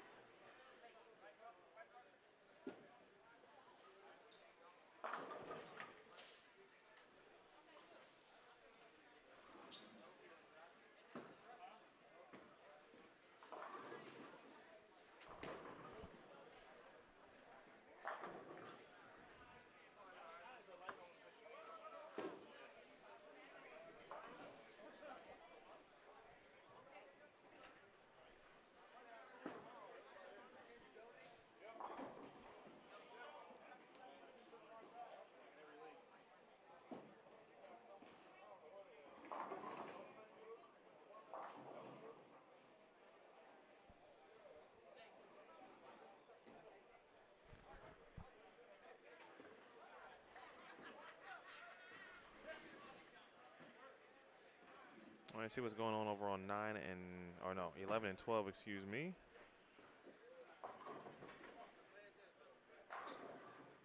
Good shot there for Derek Woods.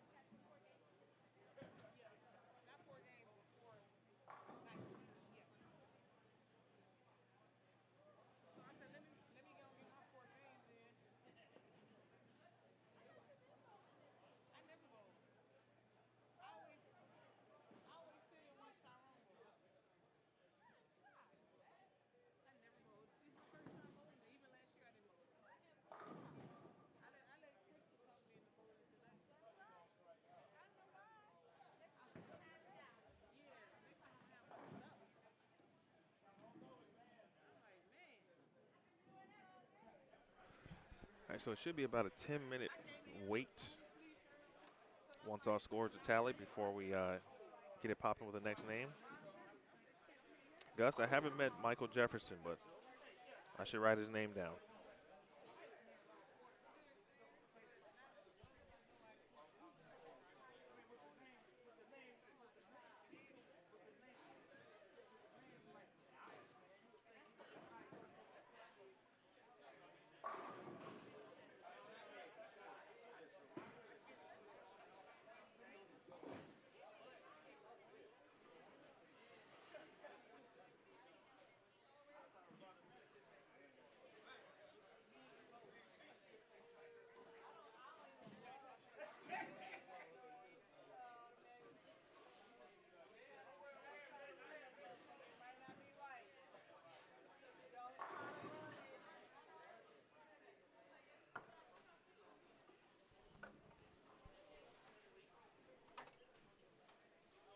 All right, final shots on 11 and 12.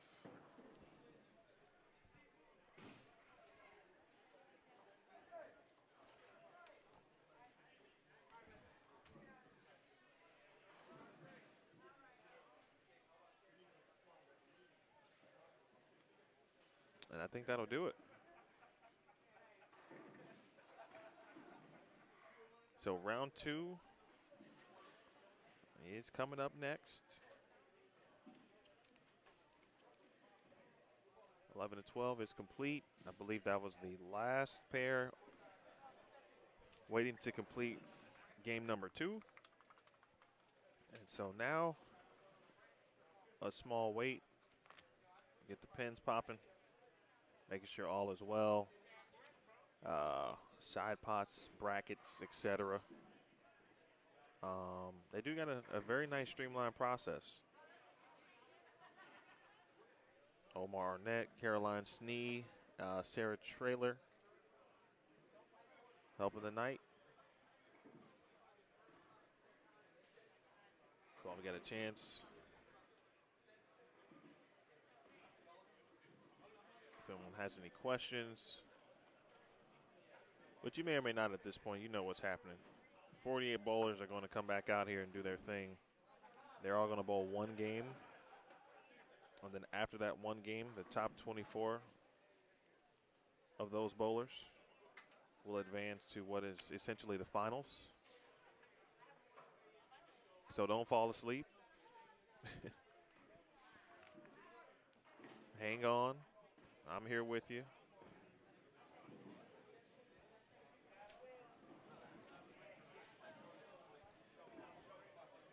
If you're on the East Coast somehow and you're still hanging out, I appreciate it.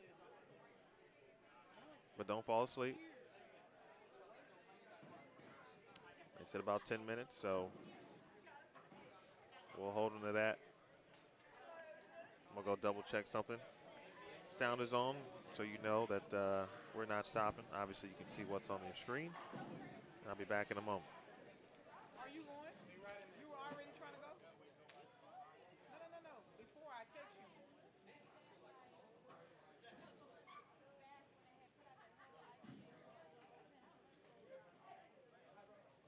They got a good shot.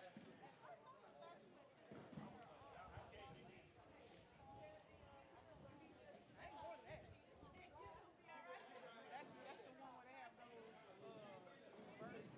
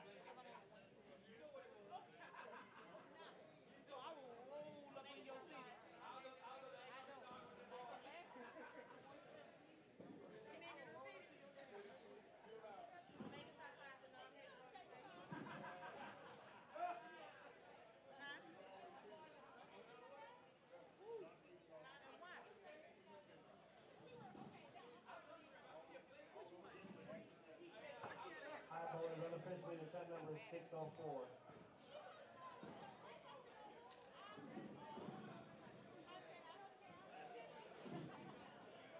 Leader was John Lucas. Give us a second. We'll have Lennox on the down. She got a bad attitude. And she said that? I'm ready. I'm ready. I'm ready. We going to the bar. Who you going next? Hey, I'm about to do the bird call. I need everything. I'm ready.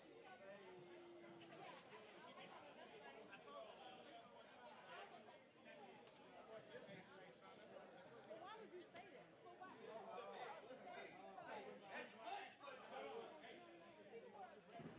They took too long. So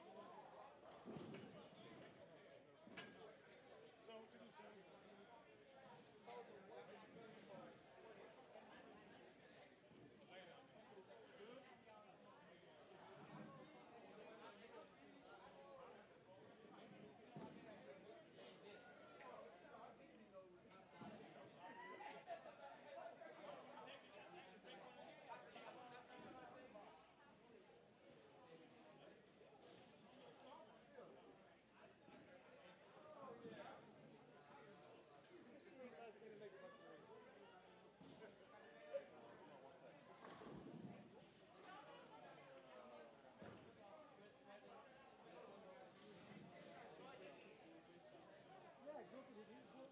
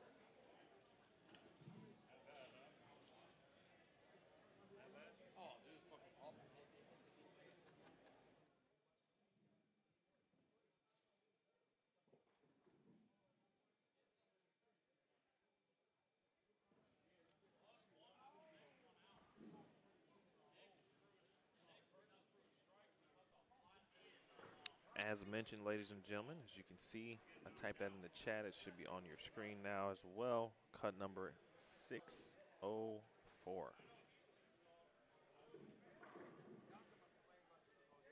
604.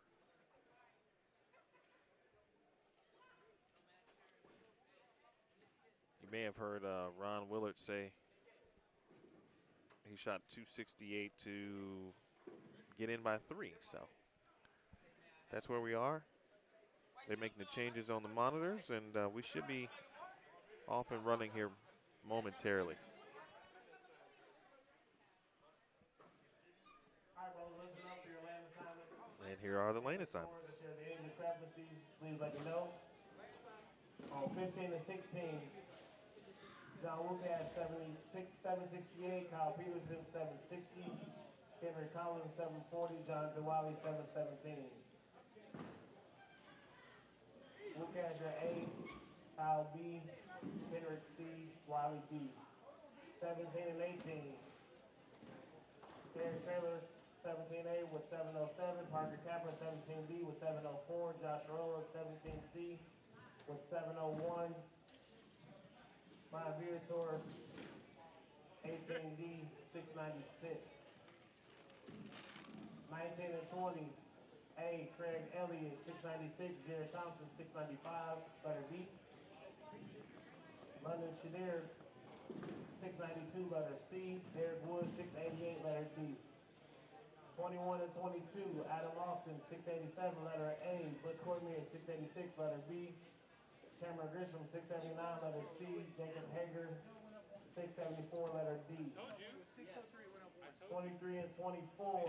Jonathan Norman 672. Letter A. Johnny Ariago 671. Letter B. Johnny Quatch 670. Letter C. Joe Smart 656. Letter D. 25 and 26.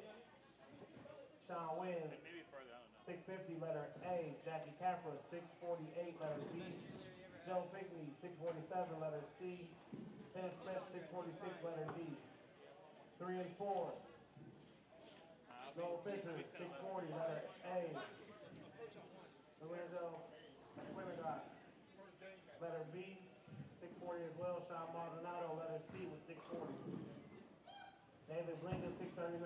Letter D. That's 3 and 4. On 5 and 6, Randy Statham 630. Letter A. Tommy Tran 630. Letter B. George Smith 626. Letter C. Ryan Wynn 626. Letter D. 7 and 8. James Phelps 625. Letter A. Andre Villarena 7B. Sit right here in the middle. 619. Jimmy Kramer 618. Letter C. Xavier Guzman 617. Letter D. If there's any discrepancies, please let me know. 9 and 10, Chris Kaufman, 617, letter 9A. Warren Williams, 615, 9B. Deshaun Evans, 613, letter C. Myron Crawford, 613, letter D. That was 9 and 10.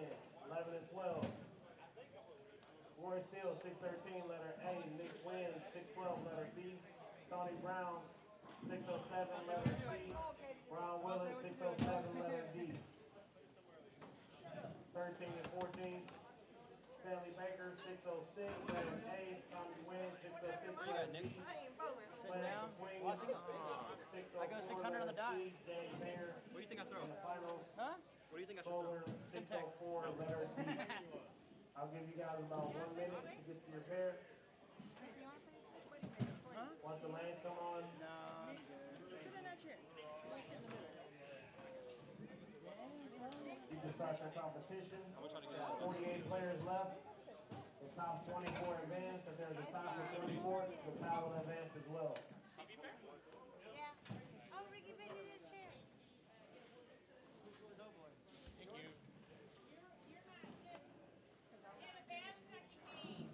1 minute warning to get to your pair.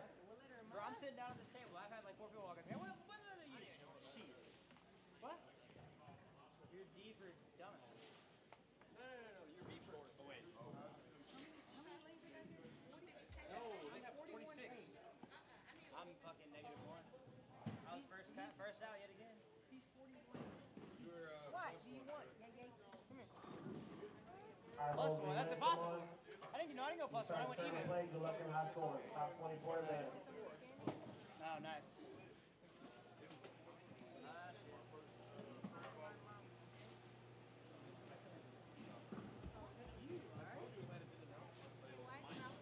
Sorry that Nate failed. Like, fuck me in the ass again. Alright, it's not very good as long as I last year. 79, 300. What? I don't know. Just hanging out. Trying to get on the team. He's on the TV pair now. Just chill. I'm gonna walk.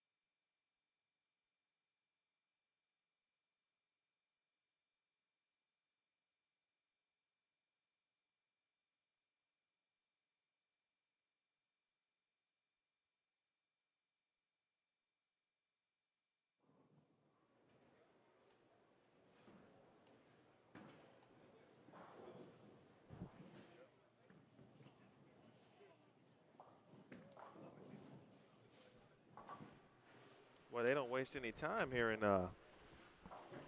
Houston.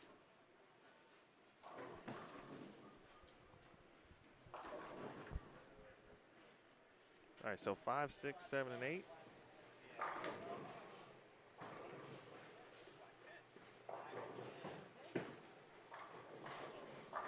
I don't have my sheet with me, or at least not yet. So I'm going to trust that Gabe Alvarado can tell me all of these names. Yeah, I know pretty much all these bowlers right here. And shooting right now is Jordan Smith on the right lane on 6 there. I remember Jordan from yesterday. That's Xavier Guzman, I Correct. believe, right? Yes, sir. One of the U of H young Cougar bowlers, along with Ryan Wynn over here. Andres Villarreal is a pro shop owner down over in Texas City area or something like that, or Port Arthur, excuse me. He's another young bowler that's up and coming here in the Houston area.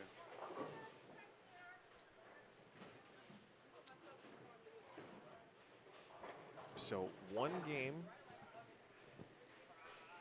We made the cut, top 48 now, round 2. Yeah, they will shoot one game here and cut it in half. And usually scores jump up 15, 16 pins from the first cut usually. It seems like a pretty medium scoring pace tonight. It just depends on who matched up to the lanes. Right.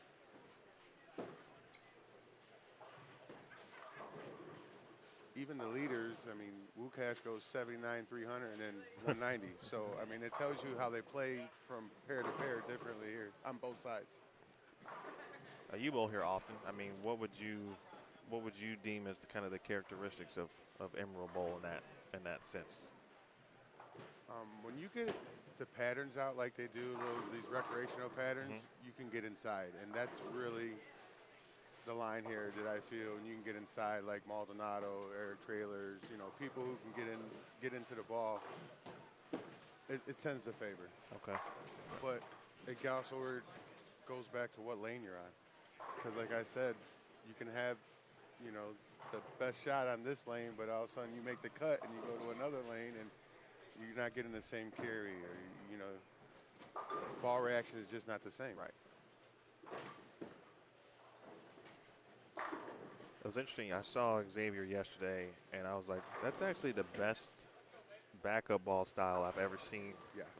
He actually recently shot first. He's got 2 300s recently, first time, and he just recently cashed in his first PBA regional. So, like I said, some young talent here in town, and a backup bowler, which. And folks, you saw him, and then for those of you watching, you already know who he is, especially if you're watching that and you're in the area. But I haven't seen anyone throw just a straight backup ball that well since Adam Martinez from San Antonio. Yeah, I know who Adam is, and he throws. And yeah, you're probably right, because there's a few backup bowlers here, but they don't have the consistency, and they're not on the same level of competition as like a Martinez or a young and up and coming right here, because he is very consistent with his ball. And to be that consistent throwing a backup ball, first of all, that's hard to do. I'd be scared to break my wrist to even try it, to be honest with you. But to be able to use that part of the lane, and there's advantages. I mean, why do you think Anthony Simonson learned how to throw a backup ball? Well, it's no doubt. And since that, you know, from that vantage point, like I've seen two-handers, obviously, two-handed righties specifically, make it a habit to kind of perfect their backup ball, so they can go to like Anthony Simonson's, the Jordan Horns of the world. Yes. But to see someone who is solely a backup ball style throw it that good, pretty impressive. Consistently. Yes, Like, consistently. And like you said, the only one that I know around here is Adam Martinez. And, you know, we all know what he does. So, matter of fact, we're going to see him this weekend, that whole crew down in Victoria. We have that big men's Latin tournament in Victoria. It brings everybody. Yeah, Omar was talking to me about that. Okay. It brings everybody. It's a good time. So Jordan Smith, he won this event last week, right? Correct. He is out of the Pasadena area. Good young bowler, house bowler.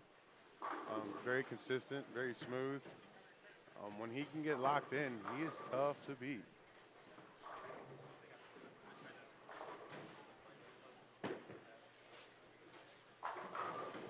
David Blinken just shot up on lane 3 right there. Good strike. He's got a unique style. You know, his ball never sees the heads. He puts loft in it naturally. That could be a good thing. It tends to be sometimes. You know, when them heads are really hooking, he has the advantage. And really, there's nobody in Houston that really does that either like him.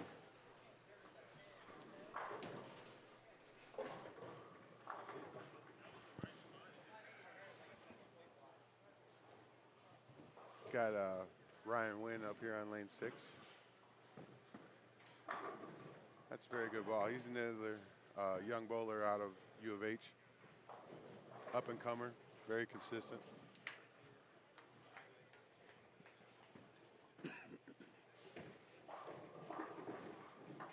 Jimmy Chavez here on lane 7 for a strike. Trying to keep it going.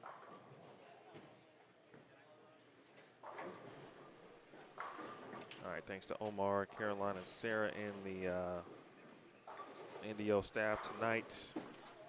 So let's see, officially 5A. We saw Randy actually.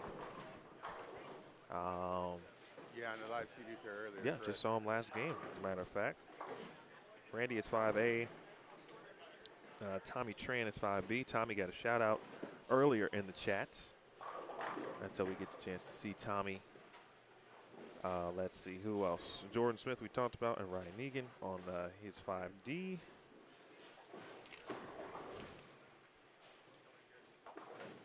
Or 6D specifically. James Phelps is 7A. We talked about Andres is 7B. Jimmy Cuevas 8C. And we also talked about Xavier 8D. And if we get a chance to get to 9 and 10, that would be Chris Kaufman and Warren Williams, 9A, 9B. Rashawn Evans and Myron Crawford are 10C and 10D. Roy Stills and Nick Negan are 11A and 11B. And Tony Brown and Ron Willard are 12C and 12D.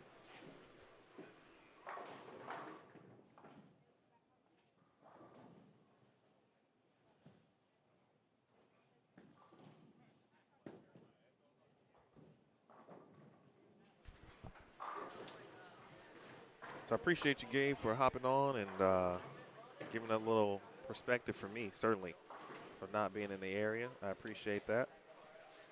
I'm glad you come down here. I mean, it gives the smaller people, you know, the amateurs and the people who don't do regionals and stuff, to get some live streaming and different competition and for a cheap entry fee. I mean, Omar does a lot. Omar does a lot for the bowling community. You know, he's also a father and works for the community too. He's a postman. So his wife. You know, they don't do this for, you know, they do this for the bowlers. They do it for the community, and they're constantly giving back in many ways possible. And I met Omar 6 years ago, and we met obviously through a bowling alley, and you know, he's became one of my best friends. We're obviously from Chicago. We have ties that way through our past and stuff. So it's really good. It's really good to see. I mean, where else do you see this? No, we were talking about that earlier, man. I mean, this is like a weekly basis, obviously, and it's hard to do. I mean, it's hard to get this type of participation on a weekly basis anywhere, but you guys have figured it out. He has. I think between, you know, spreading the word and knowing what they constantly do and the supporters that believe in the same thing he believes in, you know, if they build it, they come, and it's a proven fact. I mean, we get Johnny. Johnny comes down from Arriago. He comes down from Dallas. You know, that's a 3-hour drive. He comes down to play on the weekends because there's no action like that where he's at. You know, so you get enough games in and points in. You come for the added money night. You get a players auction involved. You know, and you come down here and you're bowling $65 for $5,000 all of a sudden at the end of the summer. Where can you do that? And he's done it. You know, it started small at Del Mar, and now we've grown it here. I know last year for the added money night, we had the whole house. Wow. That's what's up. Well, you were right about the, and someone else mentioned it in the chat about the cut Correct. going up. Oh, yeah. Because As you can see, the scores definitely go up because, you know, your more elite bowlers, your guys who can make quality shots where there's no pressure. You know, some of these younger guys like a Jimmy Claves who don't have pressure. right. These guys don't know how it is to be in this position. So yeah, you tend to sometimes see the cream of the crop rise. Seeing a few opportunities at 260, 270. Again, we're cutting this thing down to 24. Correct. After this one game. I don't think I realized how quickly it would actually go. Oh yeah, once they do the first cut, yeah, it wham bam, and him and his staff do a really good job of getting it up, and now they're using, you know, technology because there's so much technology involved in bowling. They're using QR codes, and it's just like, wham, you know, internet access right there for you.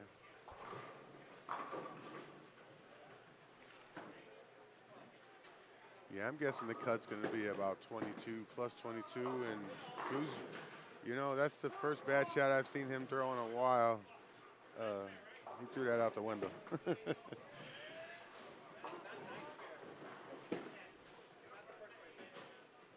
Mr. Lannis, I appreciate you talking about Ryan. Bowling out of Max Bowl in Port Arthur. Not UH, of course. Okay, appreciate that. Rep, yeah, I gotta think about. There were 3 women yesterday. Isis Camacho was bowling. Monique Collins bowled. And I think Alexandria Johnson. Correct. That was the third lady yesterday. So Isis made the bracket, so you may be thinking of her. She was the top woman yesterday, so she advanced to match play, correct. And tonight, I looked through, and I believe just Jackie Capra. No, you had Monique Collins bowling too tonight. You had quite a few women. You had. No, I'm talking about who advanced. Oh, yeah. Just from who advanced, Jackie. But yes, Monique bowled. LaShawn Vessel bowled. Correct. There was one individual, I did not know her name, but she bowled. Oh, no, that was LaShawn I'm thinking about. There was someone else. Oh, Phyllis. You had Phyllis. You actually get a lot of women that come out and bowl this because they see that it's a hit. You know, you never know. Especially last year, Monique Collins is a King of the Hill winner last year. How about that? You know? So that's another thing that kind of gets the regular league bowlers that come out and bowl those events, because if they can see, you know, Mo bowling against top elite talent in Houston and winning, why can't the next person do it? Kenna Harmon was bowling tonight as well. Correct, and she, you know what? I give her a lot of credit for being a new bowler and coming out here and bowling with scratch bowlers and every event that she possibly can. So that young lady has done a tremendous job. Well, I'll tell you, I wouldn't have known that she was new. Like, she looked very unfazed, you know, being out there and doing her thing. And that comes from these NDO tournaments. Where else do you get that? Where else do you get to bowl with a PBA, you know, superstar, title holder, Right. Sean Maldonado, you know? She was on the same pair with us. We were all bowling on the qualifying block together, and it didn't bother her, shaking hands with them, you know. Some of these people are, you know, starstruck, right. you know. But that's the blessed thing about bowling is us amateurs get to compete with professionals on their sport. And that does a lot from a learning perspective, the mental game aspect of it, and the whole nine. Correct. And you don't see that you don't see that in a lot of professional sports. So over on lane 3, Omar says he thinks it's going to be 206, and I'm saying it's going to be in the 20s. So we're going to see what it's going to be here soon. well, right now, Noel Fisher shot 234. He's Correct. 3A. Let's see. Sean shot 212. Speaking of Sean Maldonado. Yes. 3D over there, David Blinken shot 191. And who else is there? Lorenzo. All right, he just doubled in the 10th, so he's going to be in the 2 teens. That's huge. Actually, that's Noel Fisher finishing with the teams. Uh-oh. Yeah, You are- Noel Fisher's finishing up there on that lane. He's going to finish 2 teams, so he'll be okay. Uh-oh. something's wrong on my sheet. They might have started on the wrong pairs. But I just know that's Noel Fisher who threw the last ball. So. And I trust your judgment on that. But with him, quite frankly, he's in our draft league. That's another thing we got here in Houston. We do a summer draft league that kind of kicks off with this, and it's just like, it's fun. It's a lot of fun to be in Houston to bowl in the summertime. I'm going to tell you that. I'm going to be back. I'm coming. And you need to. I don't know if I'm a bowl. Let me practice first. I'd like it right here where I am. You're in a safe spot. I might have to do more of this with you than both. I'm okay with that. So we had 236 on 5 and 6. This is Jordan Smith. Well, that should be good. Yeah, Jordan's in. Jordan's in for sure. He's trying to repeat. Oh man, that just hurt James Phelps for sure. He was stayed clean there in the 10th. He would have probably been in the cut. You know what? These cut scores, Omar might be onto something because you got a whole group over there. The highest is 197. Next to him over there, you don't even got no one over 200 on the next pair. That's again. And some of those guys threw very good games earlier today. I know one of them did. He threw a big game to get into the cut. You know, I'm just looking at this pace, right? And obviously there was 7, 8 players on a pair earlier. Correct. But now you drop it to 4. You're getting, theoretically, the bowlers who bowled the best at this point in the tournament. And so the pace starts to kind of increase. In some situations, there's more strikes being thrown. Some people kind of get out of their own rhythm and the way they like, or the pace that they prefer to bowl at. Yeah, and that's the other thing is hopefully you get matched up with the right people where you get a good pace and you stay in a good rhythm, because bowling is about rhythm and chemistry in a way and pace. You know, that was a big ball by Andres that had made sure. Same with Xavier. They both needed to fill those 10th.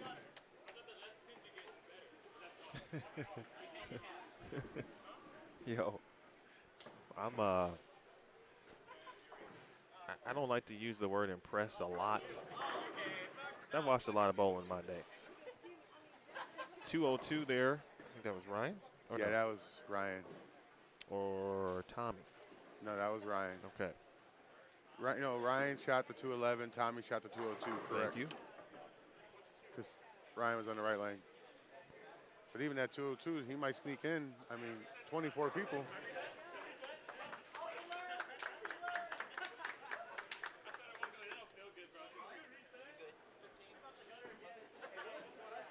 So on the sheet, Trey and Tommy was 5B and Ryan was 5D on the sheet that I have. Right, and that's how they were, those guys. But again, so Xavier minus the gutter spare. Correct. I mean, all the fill for Andres, 223. Oh. He gets some serious carry with that backup ball on the left side. I tell you what, I've seen him throw some pins around, and you kind of question it, like how, like. How are you able to do this? Well, that was the quickest game. Yeah. I mean, that was a huge wow right there. It was so quick that every pair in our vicinity is done. Correct. Yeah, they all. Actually, we got one more pair down here at the end. The big timers, some of the good scratch bowlers and stuff. They're all in the 10th frame.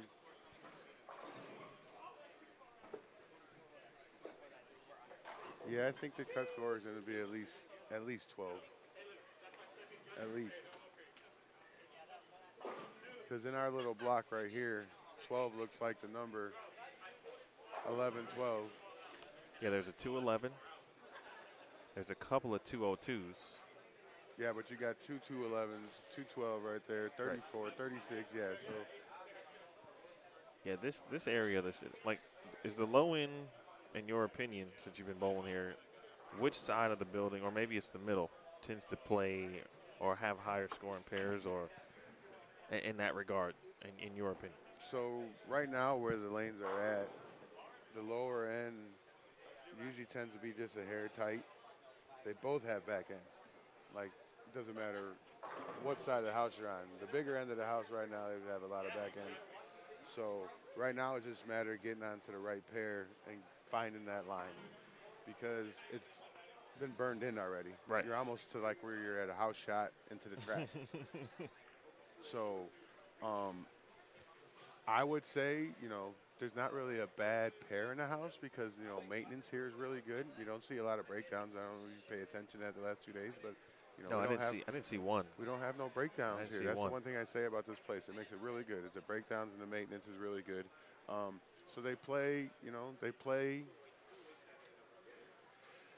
evenly, I guess you can say, because there's so many versatile bowlers out here. You don't get a lot of that crazy urethane out here. They break them down pretty sensible. And when they do get broke down, it's just like a typical, good house Right. shot. You get in deep and get some hand into the ball and get it to 7, and it's there. Gus is saying he, in his opinion, the high end might be a touch easier. 19 through 40 could be the sweet spot. That's a lot of lanes, actually. Yeah, this is a big house. My thing for me, we've been set up between like 5 through 8 and getting a little 9 through 12. So I haven't had a chance to see the middle to the high end of the building. But 5 and 6 seem to be the most playable just from this particular area that I've seen in the couple days that I've been here. My favorite from 20 down is actually 9 and 10. I shouldn't say most playable. I should say favorable, more favorable to produce high scores. Mine's 9 and 10 at this side of the house is my favorite. I actually have my highest series ever on that lane. I shot 8-10.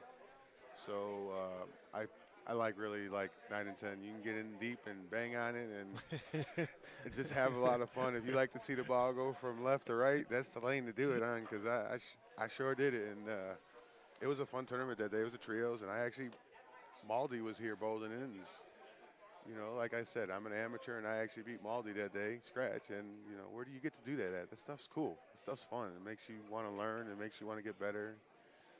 It makes you want to come back. So how long have you been bowling? Competitively, only since I met Omar about 5-6 years ago. Wow, okay. I was like the, average buddy, go have a couple beverages with your friends and stand left and throw right with no thumb in the ball and don't know absolutely nothing. And meet him and talk to some people, meet Anthony Simonson, Kyle Troop. I mean, I got a list of people that I network with now through that and through him. Donna and Carol drill my stuff, which they are the best in the business. Which we got a lot of good pro shop people here. Brian Viator is a really good one too, and he's in there. He's been bowling today, but got with him, and he encouraged me and talked to me and practice and stuff like that, and I'm here now. Trunk full of bowling balls, different layouts, learning how to read stuff, learning cores and surface and all the different variables.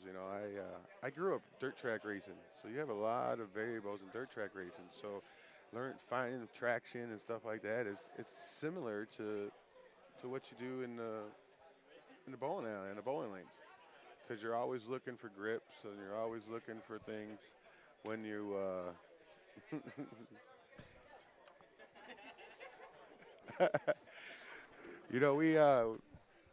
we're friends with Xavier, and he wants us to edit out that shot, but we like him, and we think he shot 240, so he'll be all right. We already fixed it, Ryan. We got you. But so my racing background got me interested in bowling really quickly because of the different variables that go along with it, and it makes it is a mental game. I wrestled back up north in Chicago. So really? Yes. What school did you go to? Lake Park. What? Yeah, I went to Lake Park. Man, out of Dodge. Yes, sir. Graduated in 1997. There's a friend of mine. You weren't in the bowling back then, so you may not know him. But his name is Brandon. He's younger than me, so you don't know him. But his dad also was from that area. His name was Tony, who was on Team USA in the '80s. But his his son Brandon went to Lake Park, and they won a state championship and the whole nine. So. I actually was coached by Sam Dracy, which he was a state champion wrestler back in the 80s and stuff too. So kind of joking about Xavier's backup ball in the gutter here. I missed it. Yeah, I'm kind of glad you did because you're giving him high praise, and then all of a sudden he dumped it into the. You know, that happens to gutter. me all the time. It's bowler jinx, don't that happen to Yeah. Randy Peterson and stuff? Yep. You know, he'll be on there and. Uh-oh. 19 and 20. Get that recap in before we start talking about zeros. Yeah. That also holds up the flow. Yeah, it does. Of completing the tournament. You need to know what's going on here. There's one thing, I do a lot of work on the PWA tour, and to Neil Milligan, who's the tournament director of operations, the first thing the players do, or they should do, is add up their score, sign it, and immediately get to the tournament office and get that done. Yeah, I agree. If not, there could be some fines. Especially in them. Yes, on the especially with professional them. tour. Yes. And that's good. They're getting ready to go back to New Mexico, right? PWA next stop, well, technically the next stop is the Lucy. Oh, yeah, Lucy. Technically. Yeah, right. And then there's there's a summer series back at the ITRC in early August. Okay. I think after that they go to Spokane, Washington, and then the Bay Area for the U.S. Oh, yeah, Women's so they Open. do that little. Yeah. And then after that, I think there's another series, but the details were still to be determined Who is in that regard. Are you going to be down for Lucy? No, but I was talking to Donna yesterday. That's on my bucket list of things to do. Not even to bowl. I just wanted to be in the building. That's what I'm saying. Just to be around, just the environment and the atmosphere of the community and the bowling and what it represents. You know, obviously it's a good cause for striking against breast cancer. It's the only time you get all the professionals in the same building. You know, everybody, the camaraderie there. It's so exhilarating. It's so fun. You know, if you like to, do raffles. Of course. You know, you get the pro-am. You get to hang out with them. You know, sometimes people forget that these guys are they're still humans. Right. They just got a high-profile job. They still go put on their shoes just like everybody else. This is one of those sports where you kind of mentioned it earlier. Rarely do you get a chance to kind of just go up to a professional in any other sport and spark up a combo. Easily accessible, basically, our professional bowlers in this sport. So glad you have recognized that. But yeah, talking to Donna, and I know about the Lucy. Still haven't seen it again in person, but every person I've ever talked to about it, including the players, have all said fantastic things about it. It is. I mean, it's at a great house, Copperfield, another one of the big local houses here in Houston. Great proprietors there. Have a lot of room. The talent that comes in for it. That's the other thing. Look at all the talent that comes in for it. I mean, and again, it's the only time you get the men and the women that get to bow together. And perfect example was we didn't have it last year, obviously because of COVID, but the year before when Liz Johnson won. I mean, we all know how great Liz is, but Liz, in a matter of seconds, figured out, I need to throw this ball in this lane, and I'm going to throw a different line on this lane, and we're going to win this money. And that's what they did. How many have you watched in person? Lucy's? Yeah. This will be my 5th year in a row. Okay. I haven't missed one yet. Since I went to my first one, which was at Bolero. I went to my first one at Bolero, and it was actually my buddy Anthony Lacaze that I know from Chicago. Do you know Tony? Yeah, I know Tony. Oh, man. Tony's actually the one who bought my first bowling ball for me. It was a Hammer Raw Toxic. Actually, I won it in a raffle, and he's like, get this ball at the pro shop. Bro. And I did, and Tell him you hung out with me on the live stream. I will. I'll Tell him. I know a lot of those old timers up there. Man, that's I met Tony. Uh-oh. I think there's a score issue down there, but I met Tony when he was at Saginaw Valley. Okay. I went to Lindenwood Oh, did you? Yeah. So we met during college bowling, and then we realized we were from the same area, and then so since that moment it was just like Right. There's always that connection and everything like that. that's Correct. crazy. Yeah. It's small world, isn't it? It's a small world. That's wild. That's awesome. Yeah. I used to bowl league with him, and he got me into bowling. And Hank Duncan up there, old man Hank Duncan, showed me how to put my thumb. I told you, I got some names, buddy. I I've been bowled around. league with Hank Duncan on my team It's on awesome. Saturday afternoons. The Richard Crawford. Okay. That's pretty cool. I apologize, folks. I tell you, when you know somebody from Chicago, it's like like 100 people are the same, but you don't know it until you know it. Correct. And now we both know it. All right, so Omar is announcing scores. Let's see. I'm gonna take a minute, turn him up for a second.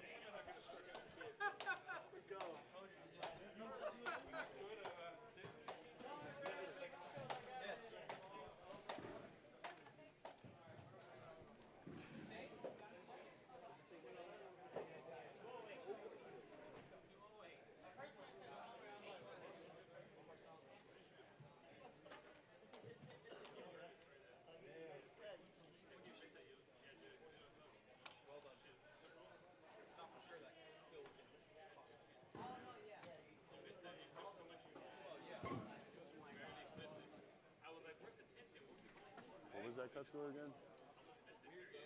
I missed it.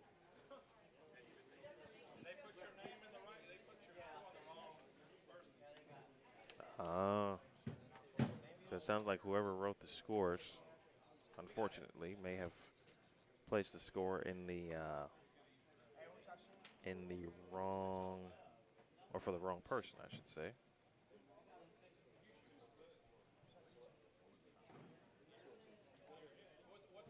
All right, Bowls, here's your lane assignment.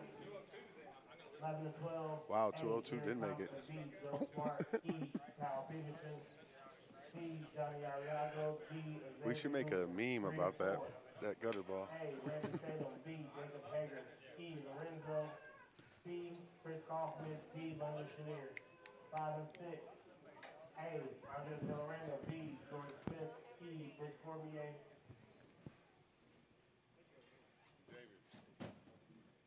C, Parker Capper. D, Eric Trailer. 7 and 8. A, Myron Crawford. B, Sean Wynn. C, Jonathan Norman. C, Sean Maldonado. D, Ryan Wynn. 9 and 10. A, Noel. C, Johnny Swat. D, John Lucas. C, Tommy Tran. D, Vance Cole.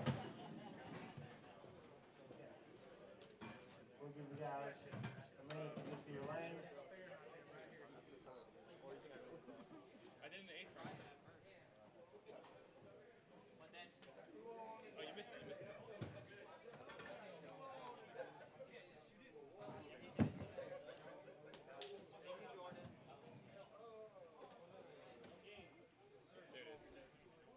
I know you said get the ball out. You pulled it twice, and it just way too far out.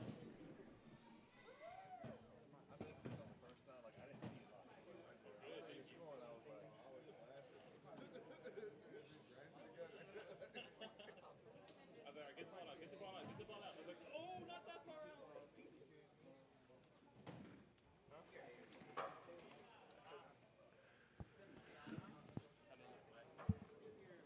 I can honestly say I haven't had this much fun in a long time, and I do this for a living.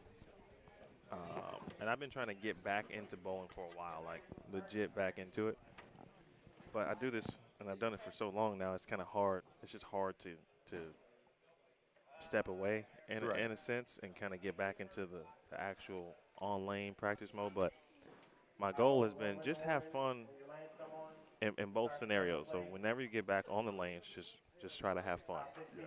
And obviously, when I'm doing this, have fun. And this weekend has been just fun.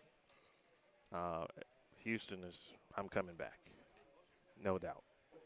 And we didn't even have great weather for you to get to enjoy all the good festivities around here. I definitely wasn't expecting all that rain. So that's a good thing that you enjoyed your time here, even though we didn't have the best of weather. But I tell you what, it is a good time here, and it's been a good weekend. Cut score was only 202 It definitely Wow. was low. How many of those 202s snuck in? Well, we had Tommy here on our Right. TV pair who snuck in with those 3 in the 10th to get to 202. Once I finish, you're like to come on, return to play. 11 to 12, A, Jerry Thompson, B, Joe Smart, E, Kyle Peterson, C, Johnny Arriago, I'm going to go make one camera adjustment on 9 through 12 because we'll probably need that one. Yeah, we for sure will. B, Okay. Lorenzo, E, Chris Kaufman, C, London Chenier, D.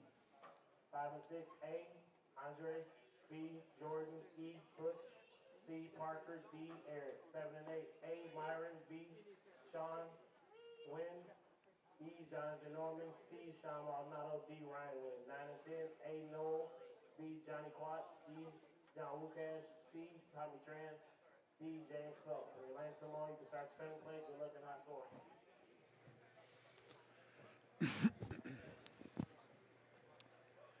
Well, we're down to the final 24 here for the Week 5 King of the Hill.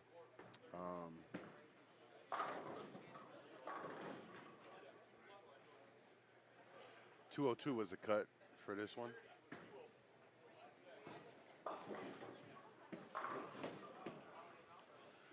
Right here on lanes 7 and 8, we have Myron Crawford, Sean Maldonado.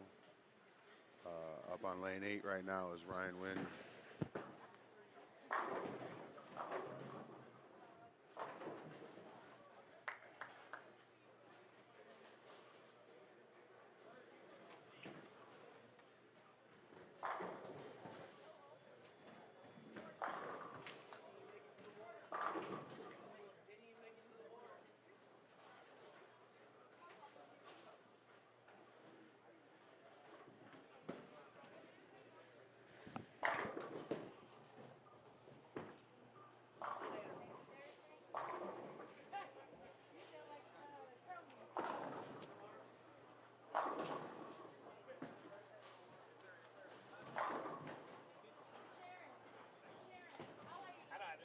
I know you do.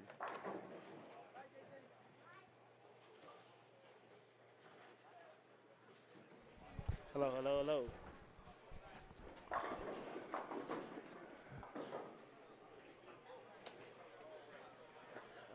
What's up, Gabe? What you been talking about? A little bit of everything about NDO, about bowling in Houston, the way it's grown, the action we have. You know, you get people coming down here for your events from Dallas. That just says something of what you do and what you do on a week in and week out basis outside of your personal life, and it's a good thing. It makes it fun, adventurous. Talk about lane play, how they do play different here at Emerald from week to week, day to day. Oh, for sure. Definitely the temperature outside affects what happens inside. Kind of every week, everybody's like, oh, man, they're playing different. Did you put something out? I'm like, no, I didn't put anything out. And then you look at the scoring pace, it's pretty much identical to what it's been the first couple weeks. Yeah, the scoring pace hasn't fallen off or, been killer. No one's ran away with anything any given night. It's always been up in the air. It's whoever's been able to execute from game to game and night to night. The funny thing is that the fact that this pattern is 10-1, like, I think if we kind of moved this tournament and went up north, the scoring pace would be higher because it's something they're more accustomed to. I think down here, guys are used to the miss being right, and from the get-go, the right isn't there, so it lowers the scoring pace automatically because everybody thinks they're tighter or harder than what they actually are, but we just switched to miss. Instead of missing right, you can miss left and get there,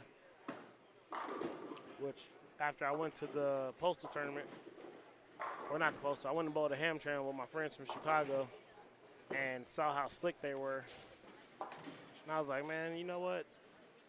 Texas doesn't ever really make them slick easy like what we're used to. I'm going to go ahead and switch it up and do that.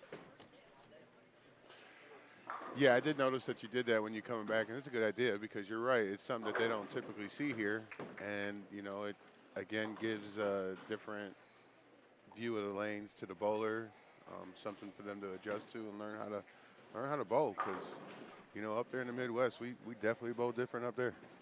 Well, I mean, if you start traveling, like people go to Vegas and bowl, you know, we'll go to Louisiana and bowl, like kind of regional, especially in the Midwest and then kind of Northeast. Really, the Northeast, they make them a little tougher. Like their house patterns aren't what we see kind of in the Midwest or down south. Everyone's always saying how much they hook down here in the South, but yes.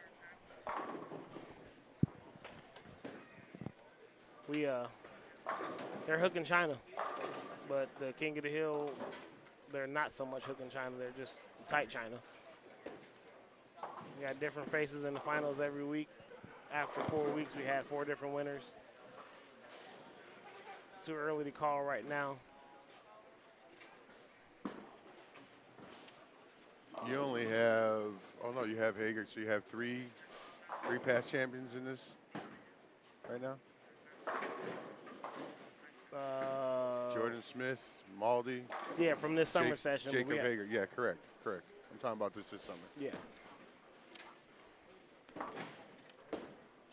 I think it was a better idea from how you switched the patterns from last year to this year. Well, last year was just a house pattern, so we didn't do anything different. We ended up coming over here just to accommodate the extra bowlers that we had. We started out at Del Mar and quickly filled up that place.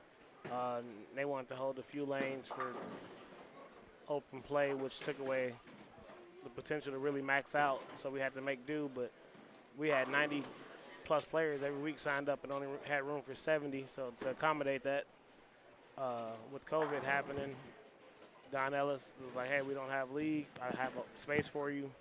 If you want to bring it here, we can make it happen. So we did. In the month of August, we had it here, 4 times, and then a finale following Longview. And the month of August, over here, we ended up averaging about 85, 90 players. That was a little tough, too. Like, even with COVID going on, like, I wasn't used to running 2 events with 70-plus players weekly. But we made it work. I know a lot of people don't understand why I'm pressing the issue about paying your entry, but when you see 90 people every week, like, it's the reason why I'm saying you need to pay your entry. Like, right now, the demand is so high, we ended up taking more than 91. I won't exceed 104.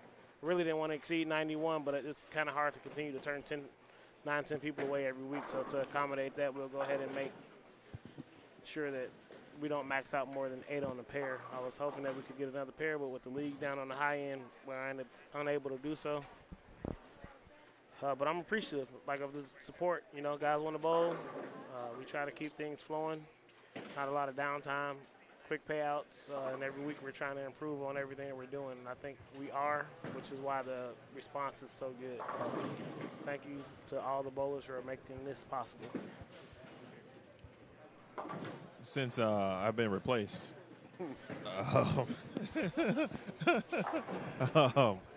how did you come up with this format? Honestly, this is a hybrid format of something I saw in Chicago when I was a teenager. I can't remember which center it was, but I remember drawing from the start. You drew a pair of lanes. I want to say it was at Forest, and maybe you were starter somewhere, but it was a Friday night sweeper. I think it was $20 or $30 to enter. We'd go out there, you draw your lane. It was just one game. So you bowl one game, whoever was on your pair, every pair had 4 or 3. And if it was 3, I think the top person made it, but if it was 4, the top 2 made it. You just keep going all night until you got down to the final 4. Then it was that one game shootout with the final 4. I really thought about how to get the average league bowler wanting to compete and not being intimidated by the high caliber scratch bowlers. Like, I mean, we got Rick Manier, the McCordics, Sean, Eric, DJ was here for a while. It was a ton of talent, and guys kind of didn't want to shoe up against them. I'm like, well, how can we, what can we create to allow those guys to not be intimidated by those talented bowlers without breaking the bank? So we found that sweet spot with the price point and the format, and it just took off from there. Yeah, Gabe was talking about that. He actually almost verbatim from the league bowler amateur perspective of not being afraid, not having the opportunity to shoe up. Because when you got that kind of talent at the highest levels in the city, it could be easily a deterrent to say, all right, I have no chance really against Sean Maldonado. Right. Why would I go and spend my money? But if, as you mentioned, and you created something where, all right, it's not really about necessarily who's bowling. You just need to be in the top whatever it is that week. Yeah, figure out the pair. Beat Have the a pair in the chance. last game. Right. Yeah, the higher paying format version of this is the 3-2-1 format. So you'll bowl 3 games the first round, you'll bowl 2 games the second round, and then you'll bowl 1 game in the final round. I did find that second game makes a big difference in the scoring pace when you have a larger field and a higher caliber field. But with a King of the Hill during the summer, we kind of try to get people in and out, but not make it where it's too long, where it's a long night. I mean, even now, tonight, we're going to finish pretty close to on pace. So adding the 8th bowler on the pair isn't really changing the time that much. I mean, it might make a 10-minute difference, but I think it made 10 extra bowlers. Or tonight we had, 96? So 5 extra bowlers happy than we typically would have with the 91.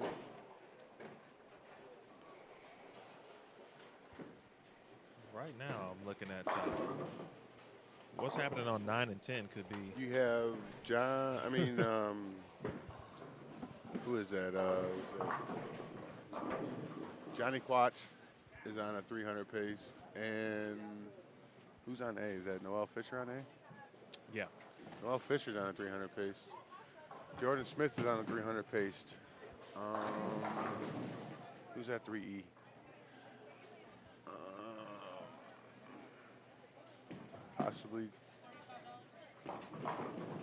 Possibly Eric Trailer or Jacob Hager. But we have 4 people right now on 300 pace. 5 people. Well, last week's winner was.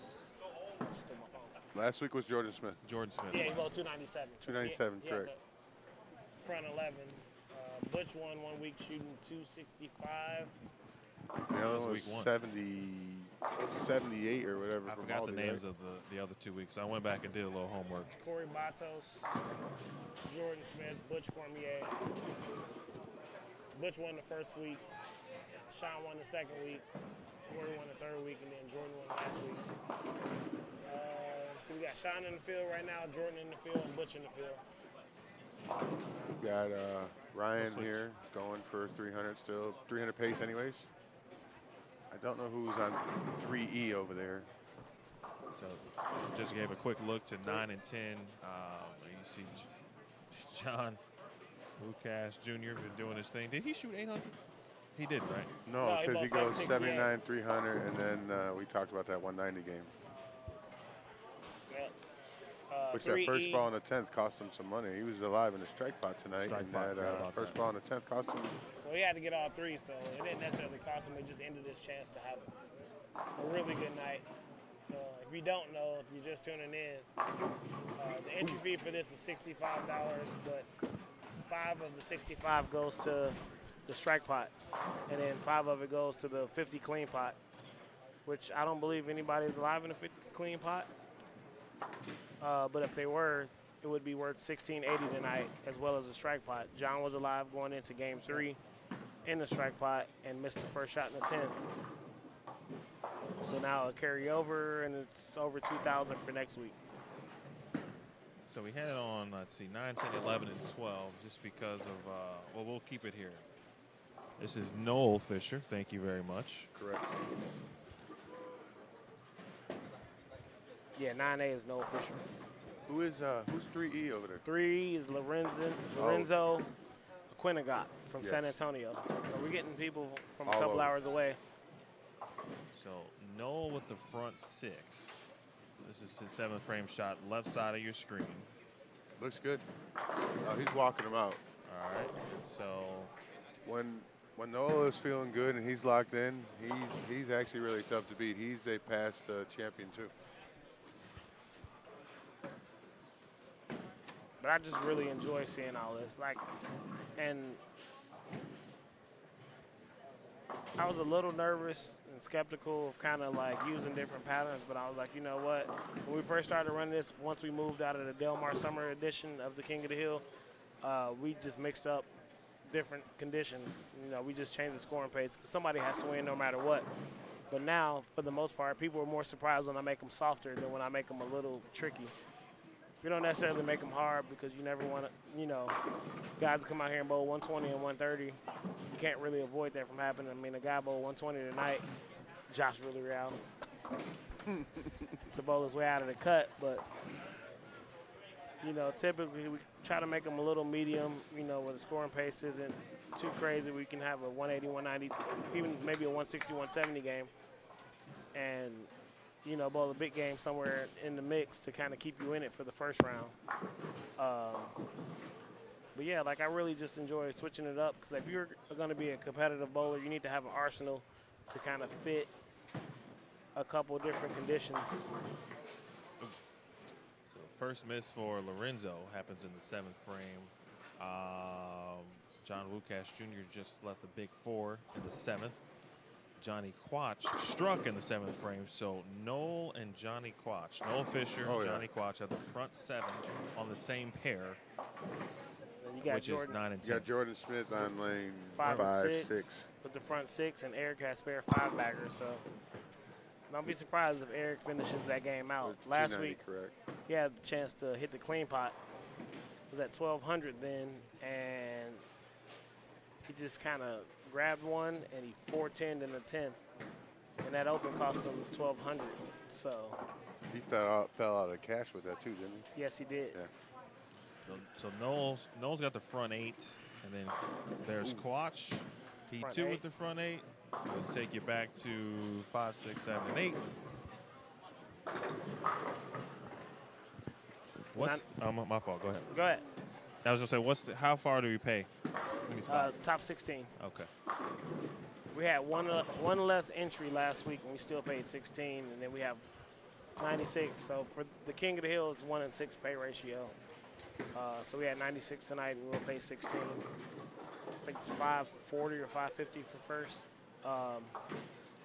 But I think after last week, we had 160 different players bowl so far. This week is probably going to be about the 180 range. And by the end of the summer, it'll be over 200. So you do need to be in the top 104. It was 91, but since we're going to have 8 on the pair max, the top 104 to be eligible for the added money. If you win one, you're automatically in. If not, you need to bowl at least 4 and be in the top 104 for points. When is the finale? August 30th, I think, the last Monday of August. I think that's the 30th. And assuming everything goes as planned, that'll be the date. If not, we may have to end up moving it to a Sunday evening. We'll have enough time in advance to let the bowlers know. Because if we can get the whole house, then we'll try to do that and allow for more players. But last year, I think we had 130 or so eligible players. We ended up with 105 for the finale. And the finale was huge. Especially during COVID to have those numbers, which is saying something about your product and what you do here for the bowling community. George Smith. All right. Front 7 for Jordan. Jordan trying to be our first back-to-back winner this summer. Switch to Noel. That guy's feeling it right there. Noel with 9. the front 9. I mean, he's not a big guy, but he's got broad shoulders right now. That's well said. All right, so let's see. We'll see if Quach can match in a moment. Back to Eric Traylor. Oh, that looks good. Oh, didn't kick the 10 out. I like Noel Fisher's position. He's leading, so he's putting the pressure on everybody. I'm just going to tell you, Gabe, so you remember, so we won't get the messages. It's Noel. Oh, yeah. He's my buddy. I get a VIP pass. He's a great guy, him and his wife. He's a good guy, so it's good to see him bowling. Johnny Quach, front 9. He says, I'm not going anywhere, no. You're going to have to throw all 3 in the 10th, he's telling him. Still got Jordan Smith is a little bit behind those guys. But I was going to say, the right now, they're going to finish before Jordan Smith. Yeah. So no matter what, at this point, if Jordan strikes in the 8th, he's going to know what's happening on the other side and know what he has to do. Which is good. Depending on the person you are, you know, if you like to know that information, it's good. If you don't, just go through your process and don't worry about no one else. Which person are you? Would you want to know what you need, or do you not want to know? I actually would rather be in Noel's position and put the pressure on everybody else. I want to go up there and execute my 3 shots like I'm supposed to and put the pressure on the rest of the people. See what they can do. That's definitely something I talked to Anita about. Like, when in match play, if you have the option to finish first, go ahead and do that because you rather have Front 10. be the person applying the pressure than having it apply to you. Like, there's a ton of talented bowlers that don't mind that position, but like if you have the option, you always want to finish first. So if I'm Noel, feeling really good right now, come beat me. If you beat me, regardless of the outcome, you earned it. But I'm gonna make you show up for it. So since this might be a first, and let's talk about it, what are you going to do if you have 2-300 shot here, Mr. Omar? It's best ball, no matter what the score is. If it's a tie, it's just a best ball roll off. No 9th and 10th, No just 9th one ball? and 10th, just one ball. Okay, I figured I'd ask since we haven't talked about that. Yeah, we've had a tie a couple times before, so it's just the best ball roll off. Ooh. All right. And that's just not being used to being in that moment because he got really excited, only getting the first one. If I'm Noel, in that situation, I'll show a little bit of enthusiasm, but when I got a guy right behind me with the front 9 and another guy with the front 8, it's not over until I got all 12. So just not being in that moment, I think like if he can do it over again, he'd take an extra second and maybe calm his nerves. But 287, you still got to come get me. Yeah. You know. Jordan Smith now with the front 8. And Eric Traylor just left the 10 pin, so we'll keep it here with Johnny Quach. Right now it's Noel Fisher in the clubhouse with 287. At worst, Quach needs a strike, an 8 spare at least to move in front. Uh-oh. Yeah, he threw that out the window. Yeah. All right. That's my point right there, though. You got a chance to, be ahead. It wasn't as up to him to choose where he finished, but Noah got up there first and made him have to think about it, and that's all it takes in a 10-frame match. That one shot where you have to think about it a little bit, and he knew he needed it and just didn't execute a good shot. But I know Jordan knows, but Jordan wants to be the first 2-time champion or back-to-back winner of the summer, so he got a little swag, plus I bought him a drink. I do have to say, though, we talk about amateurs and people not bowling league bowlers. You got Tommy over here who barely snuck in, needed all 3 in the 10th to make the last cut, and he's getting ready to shoot a 230 game. Put some money in his pocket. At the end of the day, you may not win, but we pay more than one spot, so that's the name of the game. Take your little licks and keep moving. Well, I was going to say quietly, Lorenzo's run ended at 7, but he could have still shot 279. Yeah, it's kind of funny this week where you're not even looking at 250 like whatever. But that's still a solid game. I mean, he 4-pin. Sure, he made a move, and just 3 and 4 can be a tricky pair in the center. But 58 is still a pretty good game. I mean, it'll be maybe 4th this week, but he'll take his little profit and possibly come out another week. All right, final shot for Johnny, 278. So it's all up to Jordan Smith. It sure is. Yeah. Well, we got a second. Make sure my eyes aren't deceiving me. I see a 259 out there. No. That's not enough, of course. No, it's not, but it beats that 58 for one spot up. So who was that? That's 11B. Yeah. 11B is Joe Smart. So Joe started off pretty slow, but bounced back.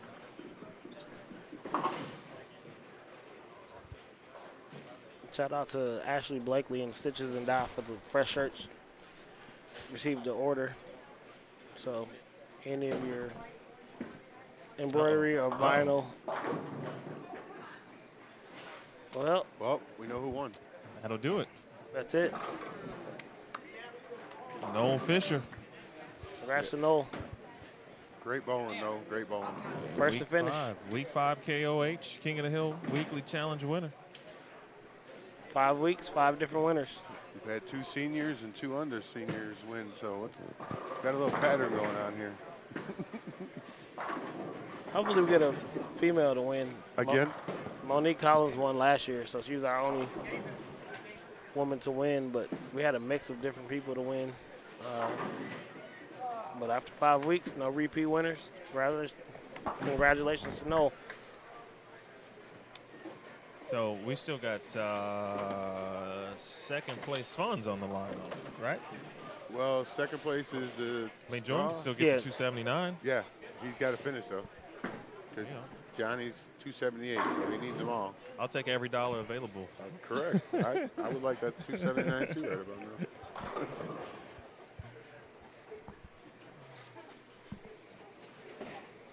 I mean, Tommy went from being almost out of the cut, making no money, to he's going to be in top 8. Xavier Bowl 177. Yeah, that's Not enough. scores went through the roof. Oh yeah, you got to be 220 to shoot to make some money here. No, it'd probably still take 2-0. Think so? Yeah. I mean, last week it took 207, I believe. It might be 210 this week. Give me a second, I can tell you.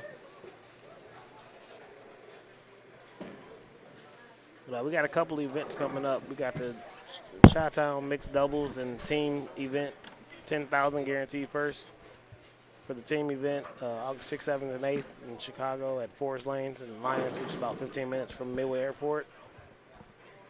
We got the Labor Day Singles Classic. You saw the 4th of July event yesterday, but 4th of July, Memorial Day, and Labor Day, we have the same 6-game event. So you can sign up for those on NDOBowling.com. Maryland Gray has a couple events going on the West Coast. So look up the Smooth West Coast Bowlers Group for the information on that. Have the Sweetest Day event here, 10,000 guaranteed first. Last year we sold out with 80 teams. Likely to do the same thing here again this year. And then also in New Orleans, the first event. Ashley Blakely, Marilyn Gray, and myself are hosting the 10K New Orleans event, December 17th, 18th, and 19th. Look for details on that on NDO Bowling and on Facebook. I'm sure Ashley, once I send her the information, the flyer anyway, she'll post it along with Marilyn. So some fun events, lots of cash. Those team events been kind of heavy on the action. We had the Smooth West Coast event in Dallas. LA wasn't open yet, so Marilyn and I talked, and she decided to move it to Dallas, and there was a lot of action. There was 1,000 brackets squad, 12,000 for first. We had 79 teams.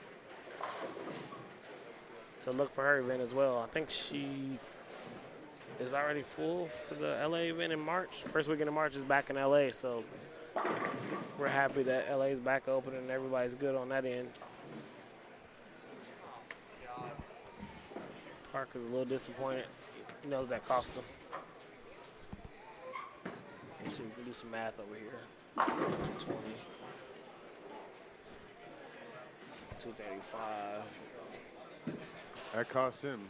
Now he ties. Ryan needed that last one to go 56 there. He got 3 people tied at 255. Jordan Bowl 260. Oh no, 2 people.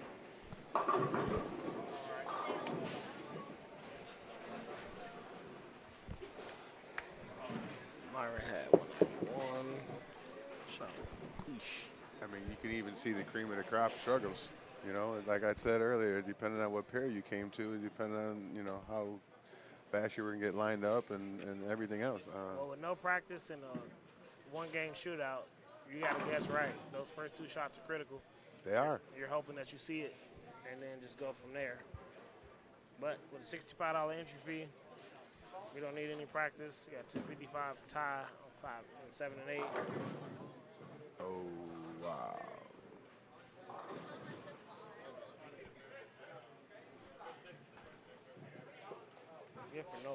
beat a solid field. Coming out of the gate with the front 10, I mean, you always want to be first. And that's the perk of being a leader. You're guaranteed to be the first bowler on whatever pair you're on. So he took advantage of it. Front 10. Okay. That's how you do that? Yeah. Okay. If you're the leader, you draw them, but you're guaranteed to be the A bowler each round. So the leader draws their lane, and then we go in order from there. For live stream purposes, we made sure we captured every pair within the camera frame. 206, 231. James Phelps, 213. We kind of had a all Chicago little broadcast thing going here. It is, Yeah, actually. this is there's just so much to take in after today. Obviously, I've known O since junior league. Dog, maybe stand up. Then you told me that you know Tony Lacaz and Hank Yeah. Duncan. I'm like, Yeah, small world, right? It's pretty cool. but congrats to Noel Fisher. Yes, for He sure. shot 287, had the front 10, left 3-6-10, made it. Johnny Quach had his opportunity to essentially at least strike 8 spare to take the lead at the time, or obviously just win it outright, shoot 300 at that particular point. Had he had done that, still Jordan Smith had the front 7 at that point, or the front 8, and Jordan Smith had an opportunity to still win. He missed in the 9th frame, and that's where we are. So 287 to Noel, 278. Johnny Quach, he finished the 2nd. And I think 3rd would go to Jordan Smith just by looking at the scores. Yes, it is. Jordan shot 267. The three guys that were on 300 pace, all finished 1, 2, and 3, which is pretty cool. But like you said, to be the lead guy, to put the pressure on the house and put the pressure on the boys, he stepped up and executed some good shots and put pressure on those young kids. What else more can you ask for? I don't think you can ask for much more than that, honestly. Oh, you need to make any announcements and Yeah, I whatnot? just want to Uh-oh. thank everybody. See? And that's why you don't put it on the Yeah, tape. I would have saw it. That's why I did that. But anyhow, thanks to Mike Dole, Brunswick Bowling, Hammer, my buddy Jason Guest with KOH Strike Force, Carol Norman and Donna Collins with You Can Bowl 2 Pro Shop, Cecil with Vice,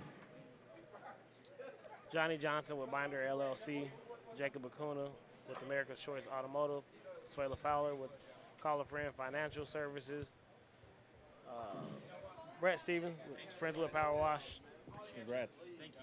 Brett also does a lot of the marketing for us, so he's beyond Good job, just Noel. that part. And all the sponsors, honestly. CJ Tran with Cray Cray Cajun Seafood. He's a huge supporter of bowling. He sponsors the draft league here on Thursdays where we run a bunch of brackets and a bunch of action. I mean, I think that summer league is going to pay $8,000. Adam Tacker with Total Growth Control. And, you know, shout out to Jason Perry. He's not here tonight, but they got the banner down there on 23 for Roman. His son put up a strong fight, had cancer and passed here recently. But, you know, just want to continue to send love and prayers to them as they deal with that. He bowled yesterday, but, you know, they're like family. This bowling community is family, so just want to kind of send our heartfelt wishes out to them. Thank you, Emil, for coming down. I appreciate it. Thanks for having me. You know, we're looking forward to having you down. We're going to have a couple more events where we're going to bring you down.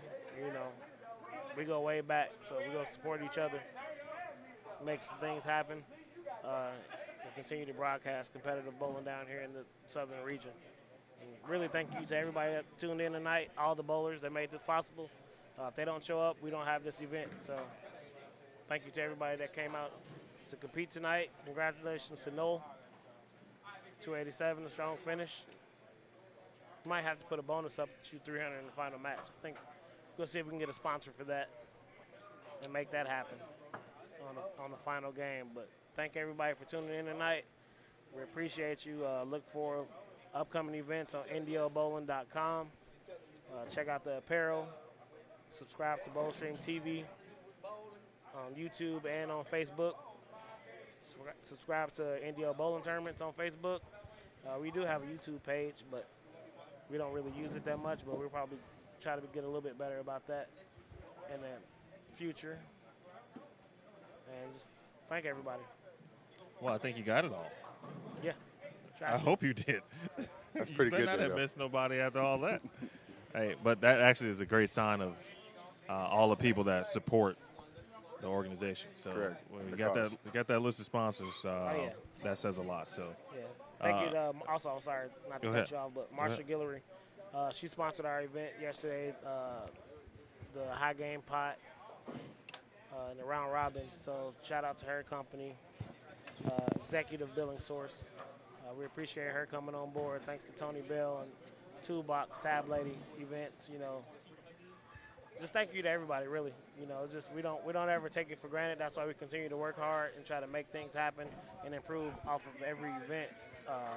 We respect your time. We're always going to show you that we respect your time. We don't take it for granted, and we appreciate you. So continue to support us. We will continue to work hard to give you the best events we can. If you have any questions or concerns about anything that we do, feel free to reach out to us. Omar at NDO Bowling, info at NDO Bowling. Thank you to my staff, Norma Mans, Sarah Traylor, Caroline, Brett. You know, without them, this thing doesn't flow as well as it does. So I appreciate all of them. Thank you guys for tuning in, and I'll catch you next time. Well, I don't think I can say it any better than what he said it. Plus, I got two individuals who just stole my headsets from me. So it was fun.